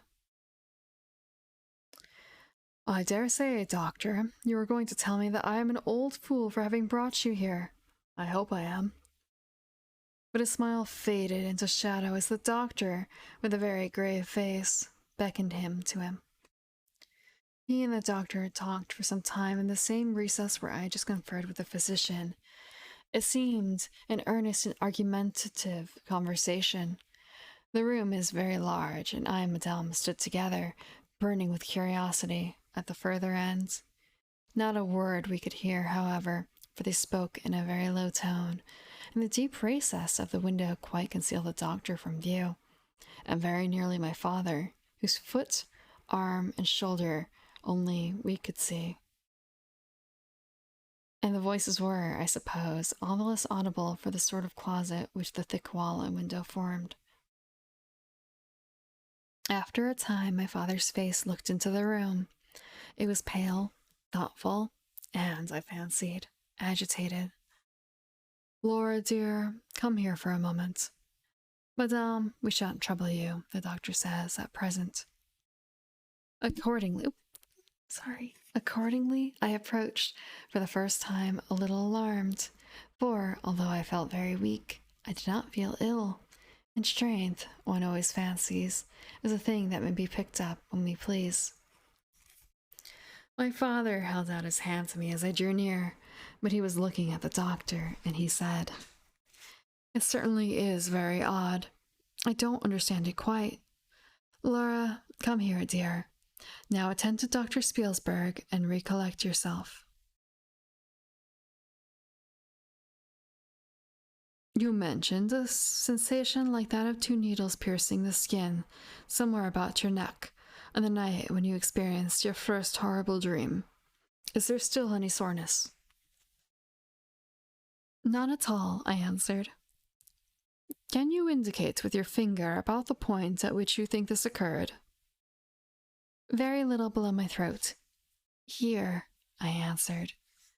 I wore a morning dress, which covered the place I pointed to. "Now, you can satisfy yourself," said the doctor. "You won't mind your papa's lowering your dress a very little. It is necessary to detect a symptom of the complaint under which you have been suffering." I acquiesced. It was only an inch or two below the edge of my collar. "God bless me! So it is," exclaimed my father, growing pale. "You see it now with your own eyes," said the doctor, with a gloomy triumph. "What is it?" I exclaimed, beginning to be frightened. "Nothing, my dear young lady, but a small blue spot, about the size of the tip of your little finger. And now," he continued, turning to Papa, "the question of what is best to be done?" "Is there any danger?" I urged, in great trepidation. "I trust not, my dear," answered the doctor. "I don't see why you should not recover. I don't see why you should not begin to immediately get better. That is the point at which the sense of strangulation begins?" "Yes," I answered. "And, recollect as well as you can, the same point was the kind of center of that thrill which you described just now, like the current of a cold stream running against you?" "It may have been. I think it was." "Aye, you see," he added, turning to my father. "Shall I say a word to Madame?" "Certainly," said my father. He called Madame to him and said, I find my young friend here far from well. It won't be of any great consequence, I hope, but it will be necessary that some steps be taken, which I will explain by and by. But in the meantime, Madame, You will be so good as to not let Miss Laura be alone for one moment. That is the only direction I need give for the present. It is indispensable. We may rely upon your we may rely upon your kindness, Madame, I know, added my father. Madame satisfied him eagerly. And you, dear Laura, I know you will observe the doctor's direction. I shall have to ask your opinion upon another patient. Oh, sorry.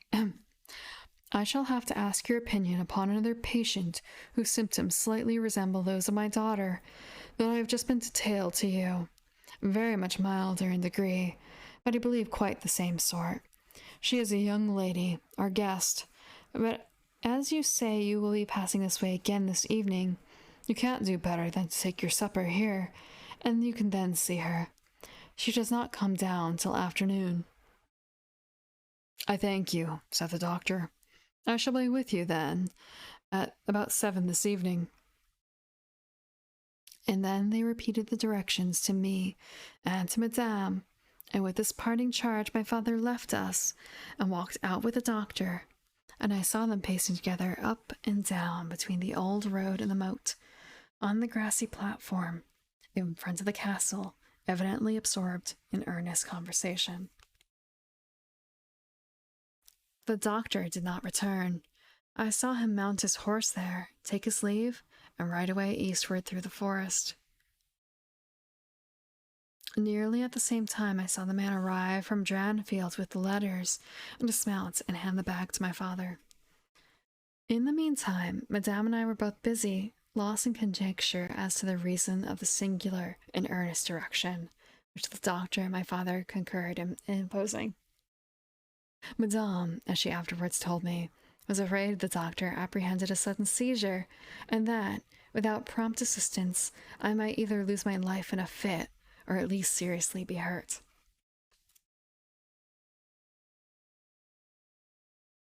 Sorry, I'm checking something. This interpretation did not strike me, and I fancied perhaps, luckily for my nerves, that the arrangement was prescribed simply to secure a companion who would prevent my taking too much exercise, or eating an unripe fruit, or doing any of the 50 foolish things to which young people are supposed to be prone. About half an hour after, my father came in. He had a letter in his hands, and said, "This letter had been delayed. It is from General Spielsdorf. He might have been here yesterday. He might not come till tomorrow, or he might be here today." He put the open letter into my hands, but he did not look pleased, as he used to when a guest, especially one so much loved as the general, was coming. On the contrary, he looked as if he wished him at the bottom of the Red Sea. There was plainly something on his mind which he did not choose to divulge. "Papa, darling, will you tell me this?" said I, suddenly laying my hand on his arm, looking, I am sure, imploringly in his face. "Perhaps," he answered, smoothing my hair caressingly over my eyes. "Does the doctor think me very ill?" "No, dear. He thinks, if right steps are taken, you will be quite well again, at least on the high road to a complete recovery in a day or two," he answered a little dryly. "I wish our good friend, the General, had chosen any other time. That is, I wish you had been perfectly well to receive him." Water. I think at the end of this page I'm actually going to call it. I don't know what it is about Carmilla, but Carmilla makes me drowsy.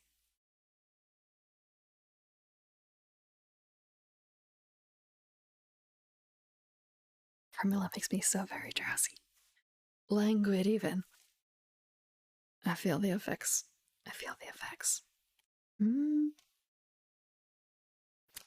But do tell me, Papa, I insisted. What does he think is the matter with me? I should also say that we're at the top of the page. "Nothing. You must not plague me with questions," he answered, with more irritation than I ever remember him to have displayed before. And seeing that I looked wounded, I suppose, he kissed me and added, "You shall know all about it in a day or two. That is, all that I know. In the meantime, you are not to trouble your head about it. He turned and left the room, but came back before I had done wondering and puzzling over the oddity of all this. It was merely to say that he was going to Karnstein and had ordered the carriage to be ready at 12, and that I and Madame should accompany him. He was going to see the priest who lived near those picturesque grounds, upon business, and as Carmilla had never seen them, she could follow, when she came down, with Mademoiselle, who would bring materials for what she would call a picnic, which might be laid for us in the ruined castle. At 12 o'clock, accordingly, I was ready, and not long after, my father, Madame, and I set out upon our projected drive. Passing the drawbridge, we turned to the right, and followed the road over the steep Gothic bridge westward to reach the deserted village and the ruined castle of Karnstein. No sylvan drive can be fancied prettier.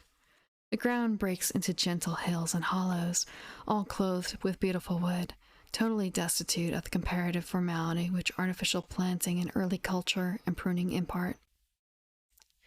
The irregularities of the ground often lead the road out of its course, and cause it to wind beautifully round the sides of broken hollows and the steeper sides of the hills, among varieties of ground almost inexhaustible. Turning one of these points, we suddenly encountered our old friend, the general, riding toward us, attended by a mounted servant. His portmanteaus were following in a hired wagon, such as we term a cart.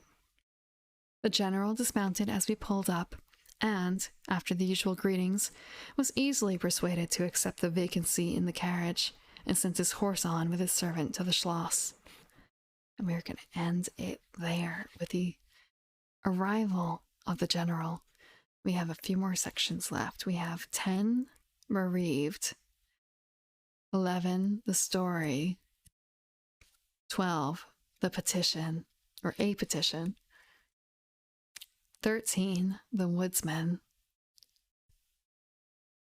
14, the meeting, 15, ordeal and execution. Okay, I shouldn't be reading any further ahead. Okay, so I guess it ends at 16. So we're on just going to be starting part 10 of 16 when we next read. I wish I could have gotten through a bit more Carmilla tonight, but I want to say I haven't even finished half the wine, despite all the tiny sip breaks, and yet it's so tired, so tiring.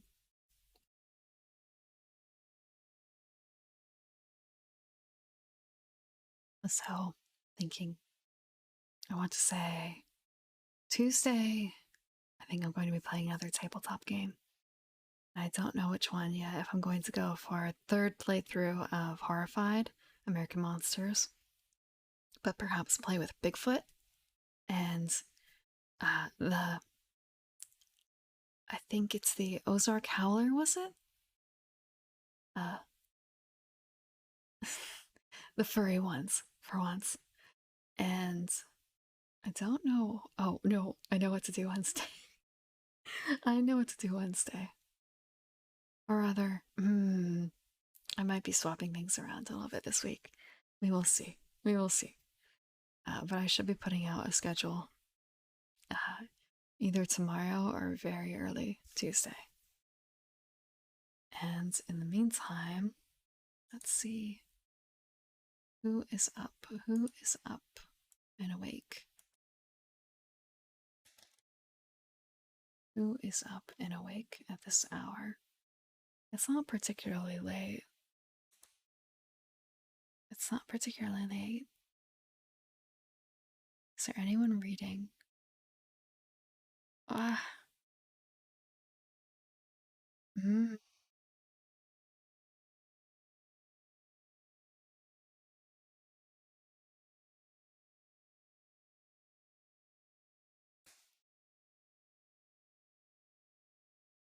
Mm.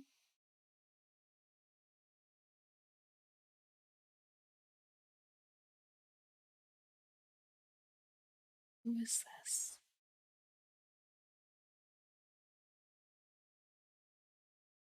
There is someone doing Chainsaw Man reading? That's interesting. Let's go over there, I think.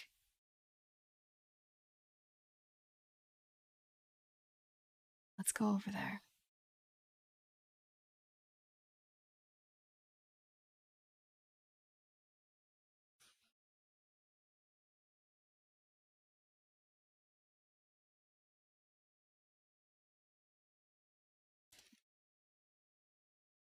Sorry about the tapping.